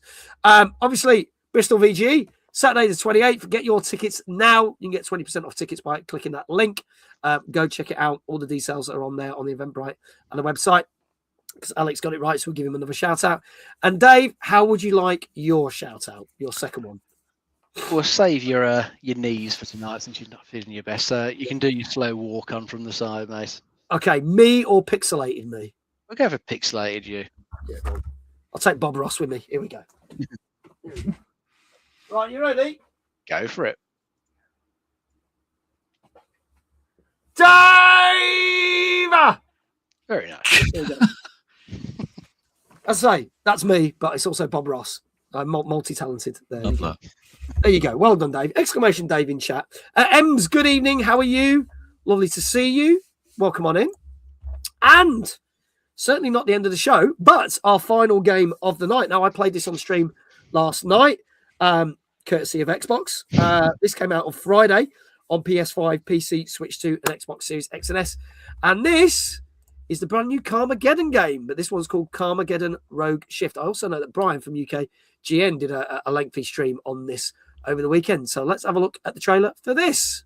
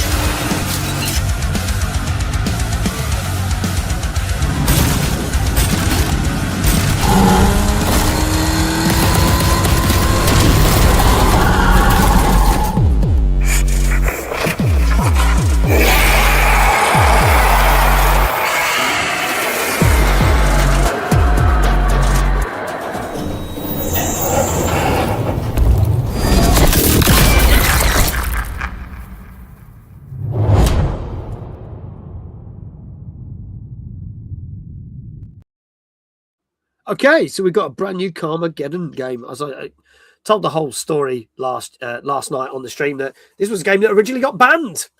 And then they had to reclassify it and dumb it down so that instead of killing innocent pedestrians, you were killing zombies. But then you could take it back, get a patch, and change it back to the original game, which was fantastic. We used to love it. And there's been numerous sequels since, but this is something a little bit different, isn't it, Dave, compared to the usual Carmageddon? Yeah, that's right. I was kind of like surprised to see the name Carmageddon again. It seems to sort of keep appearing every few years. Someone just drags the IP out and tries to do something with it. So yeah, I mean, I think I only ever played the first one back in I think 1997 when it upset the Daily Mail crowd, as you say, the Britain over pedestrians. The British papers didn't really like that. No. But it was the best part about it. Loved it. Great fun. But I don't think I ever played any of the other ones. This new one looks okay. This one's gone down like the zombie route. Yeah. So it's just running over zombies, which no one seems to mind. But this is adding a bit of like a roguelike flavour to it.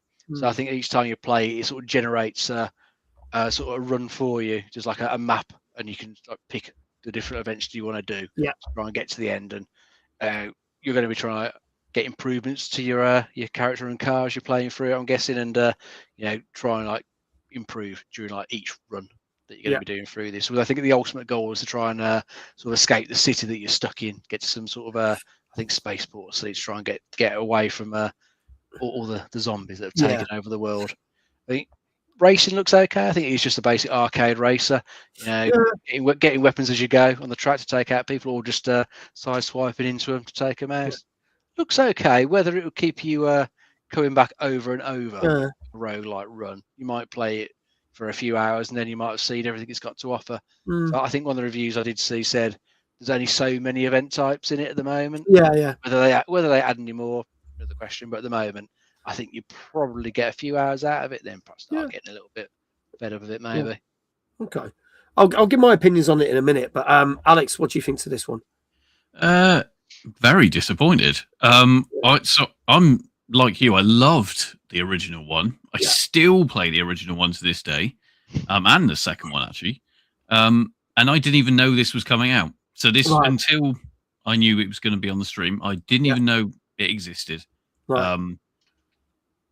And not sure why on earth they've gone for this kind of just racing, because the idea of Carmageddon before was you could just go off in your own directions and just try and destroy everyone else, etc. Yes, you could still race, but people do that? Probably not. They probably just went and crashed into everyone else. But oh yeah, no, not good. Really not impressed with that. Dave Johnson says, I'm with Mr. Imposter Alex here. The original is beloved. This is not Carmageddon. No characters, no fun. Yeah. There's no real story and no information on whether there is going to be any future content. It's more of just Death Race. So what I'm going to say is I really enjoyed my time with this last night, and I've been playing it this afternoon. And Brian said something, he said it a few times, that he played it on his stream on the UKGN channel. And he said, like, it's a solid 7. It's nothing brilliant. I don't think it's a Carmageddon game. I think this is a problem. It feels like they've slapped the label on it. If it wasn't called Carmageddon,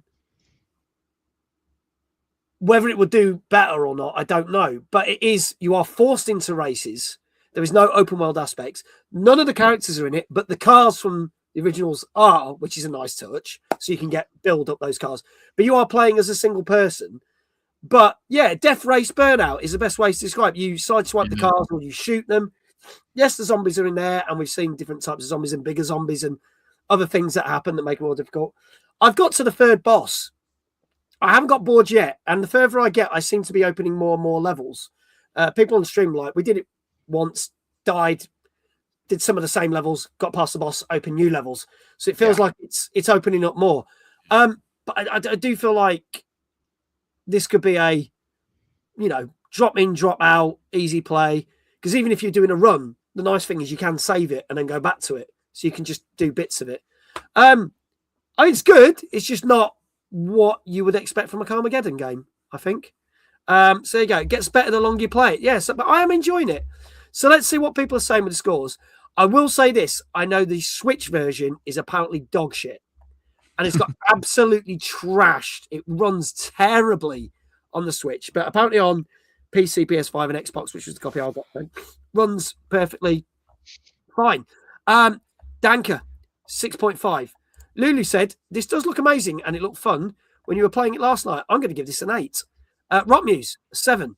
Obviously, Brian, as we know, said a solid 7 out of 10. It's H says 6. Gozzo, 7. Hannah, 7.5. I'll say 7, even with mostly negative reviews I've seen. M says 7.5. Dave Johnson, 7. Flame, 6. Alex, for the last one, I'll go with you. What do you reckon this got? I'm just jaded now because I'm just angry looking at it. Let's go 6.5. Okay, 6.5.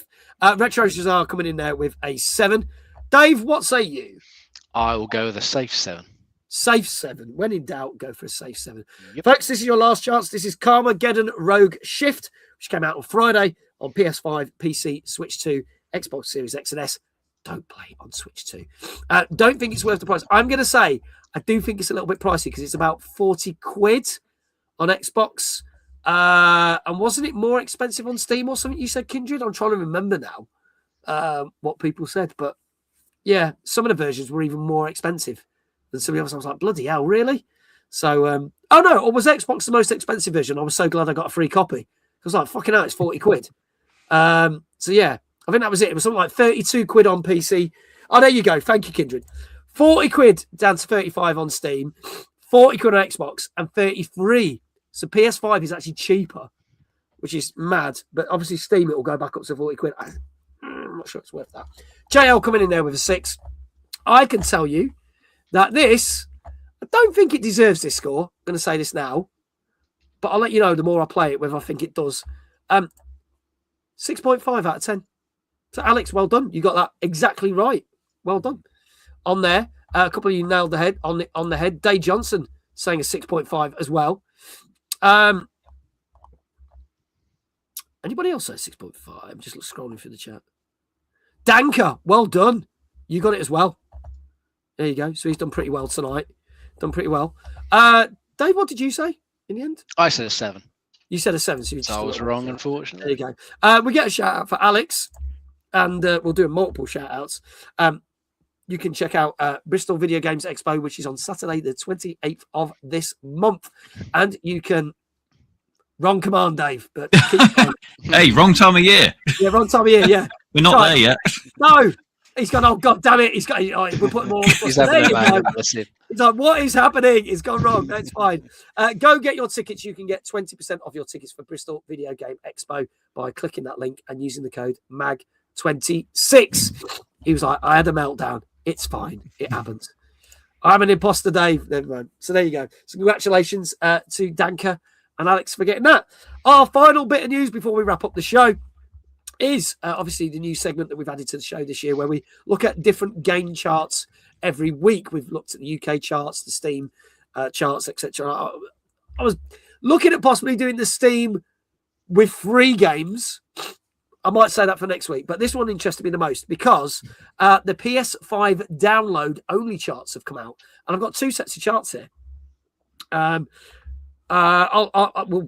ask that question in a minute, Ems. So, firstly, PS5 download for US and Canada only, and this is based on everything sold in January because they only put these figures out last Friday.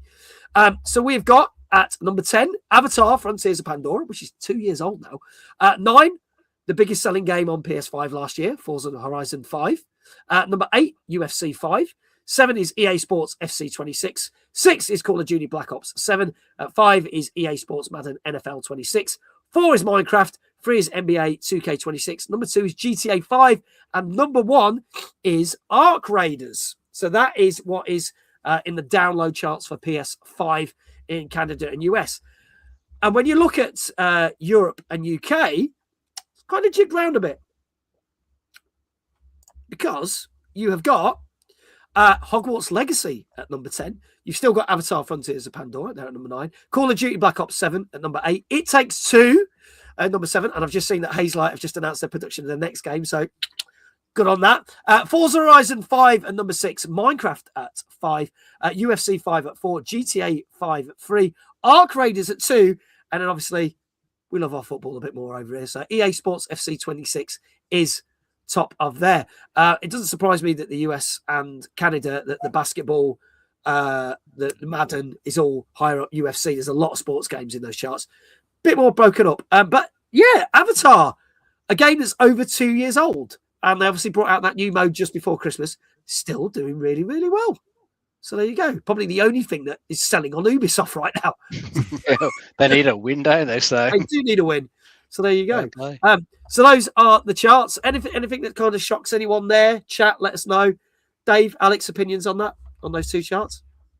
I wouldn't say anything too shocking. There's some good stuff in there. It is nice to see Arc Raiders so high on both sides. That is a good game. But I still find it funny. Stuff like GTA 5 is just still up there all these years later. There's still people who are buying a copy to play, I guess, like the role play stuff that's around. Yeah. But it's ridiculous how well that has done. Yeah. We just see if GTA 6 stays in the charts so many years after it comes out. Yeah, that's true. Interesting. Obviously, Minecraft's still doing great guns, as we've seen. Minecraft is in the UK, still in the top 10 games, just like Mario Kart 8. It's a game that I think will never go away. Some of the games will be there forever, won't they? Or it feels like they will be. Yeah, which is awesome. Alex, any opinions on those? One thing I will say is actually kind of a commentary on what Microsoft are doing with their titles, aka allowing them to be on PlayStation. Yeah. It does make me... Will they stop making an actual Xbox console? Are they just going to go software like Sega obviously did, famously, and just leave Nintendo and Sony to keep bringing out their consoles? Because Sony aren't going to stop making PlayStations. I can't think. They're doing well. They sell incredible numbers, and the same with Nintendo. With every new version of the Switch they keep bringing out will be really popular. I think Xbox have gone for that. Let's make a solid, a big catalogue of games. Yeah. To be a bit like the Netflix of the games world. Yeah. That's what it feels like their real focus is on. So just acquiring the studios to build that folder of games. Whereas Sony, although Sony aren't really bringing out anything too spectacular themselves, there's arguments with that, but I don't know. It's interesting. And the fact you can now play Gears and Forza and all that, on PS5. Yeah, and you're going to be getting Halo soon and a few others. So. Yeah, it's probably a good move by Microsoft. If I'm honest, probably makes sense. I think this is. Yeah, I think this is the debate we seem to have week in, week out on this show, isn't it? Because Xbox are still saying they are committed to doing consoles and blah, blah, blah. And you kind of go, but we don't really know what you're doing, what your goal or your plan is. I mean, I know they've got games coming out. Obviously, we've got the new Forza coming out in May, but that will come to PS5. Yeah. They've stated that. We've got Fable when that comes out in the autumn, but that's coming to PS5. We've got what else? We've got the Gears E-Day. That's highly likely to get to PS5 at some point. We know that Halo, that's due to come out as well. So doesn't they've seem lost. Really, yeah, feels like they've lost their idea. Exactly what I was about to say. Yeah, 100%. Yeah.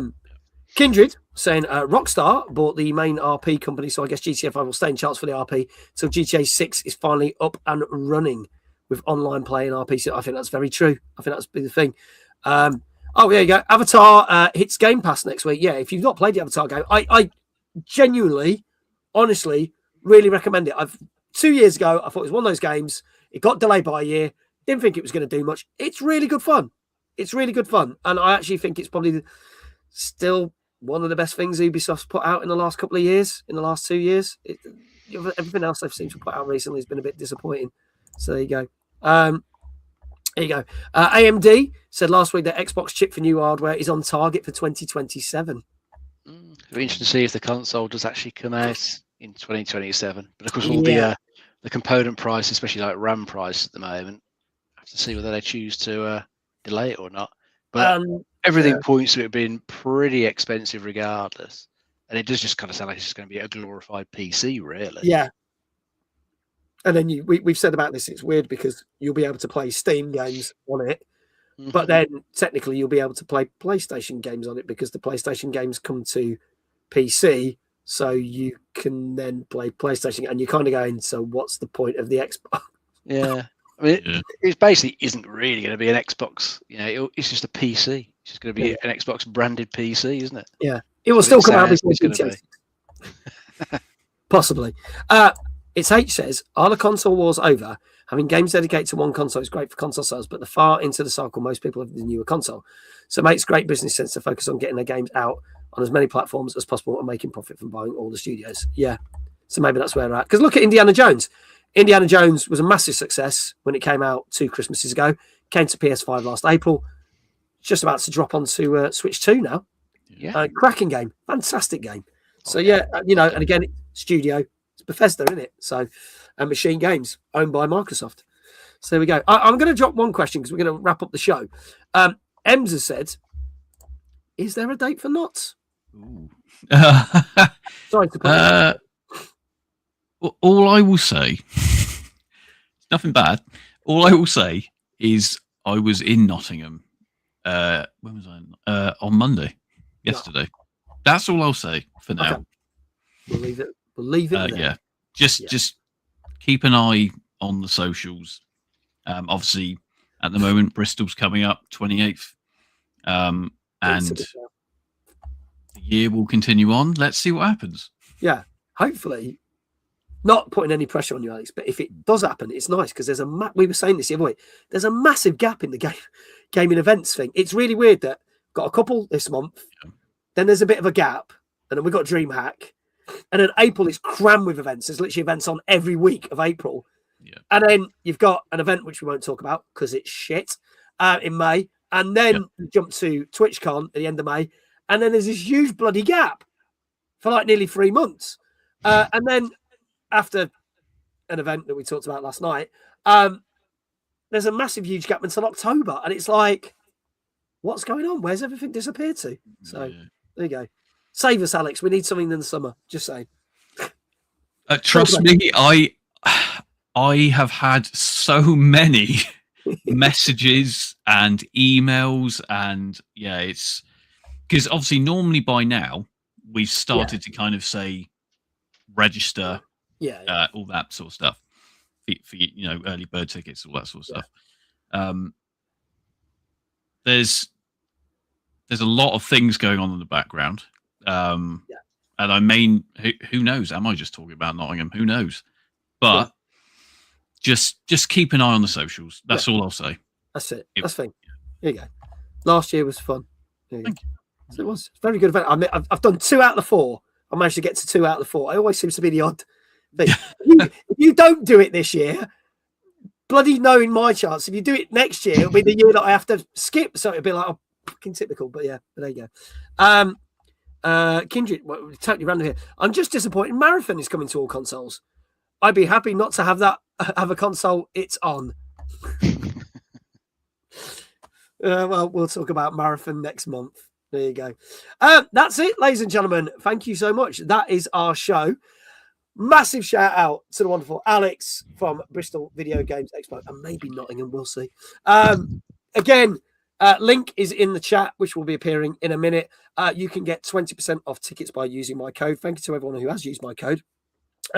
Saturday, the 28th of February, 10 a.m. if you've got the VIP ticket. Otherwise, 11 a.m. for everyone else until about 5 o'clock, maybe 6 o'clock, depending on what's going on. Loads going on, loads of panels, loads of competitions, indie game area, cosplay area for the first time, Pokemon area for the first time, loads going on. Please do go check it out and support it, because I know how bloody hard Alex works on this event and other people behind the scenes. So go support it. Yeah. So go support it, please. And I'm very much looking forward to it because it's my first Bristol one. So thank you for asking me to be there, mate. I greatly appreciate it. Yeah. As always, thank you to the Fountain of Knowledge and the man that makes the show moving when I had that little bit of a power cut. Thank you to Dave. Thank you to all the mods that have been here tonight. Thank you to everyone who's been watching on YouTube.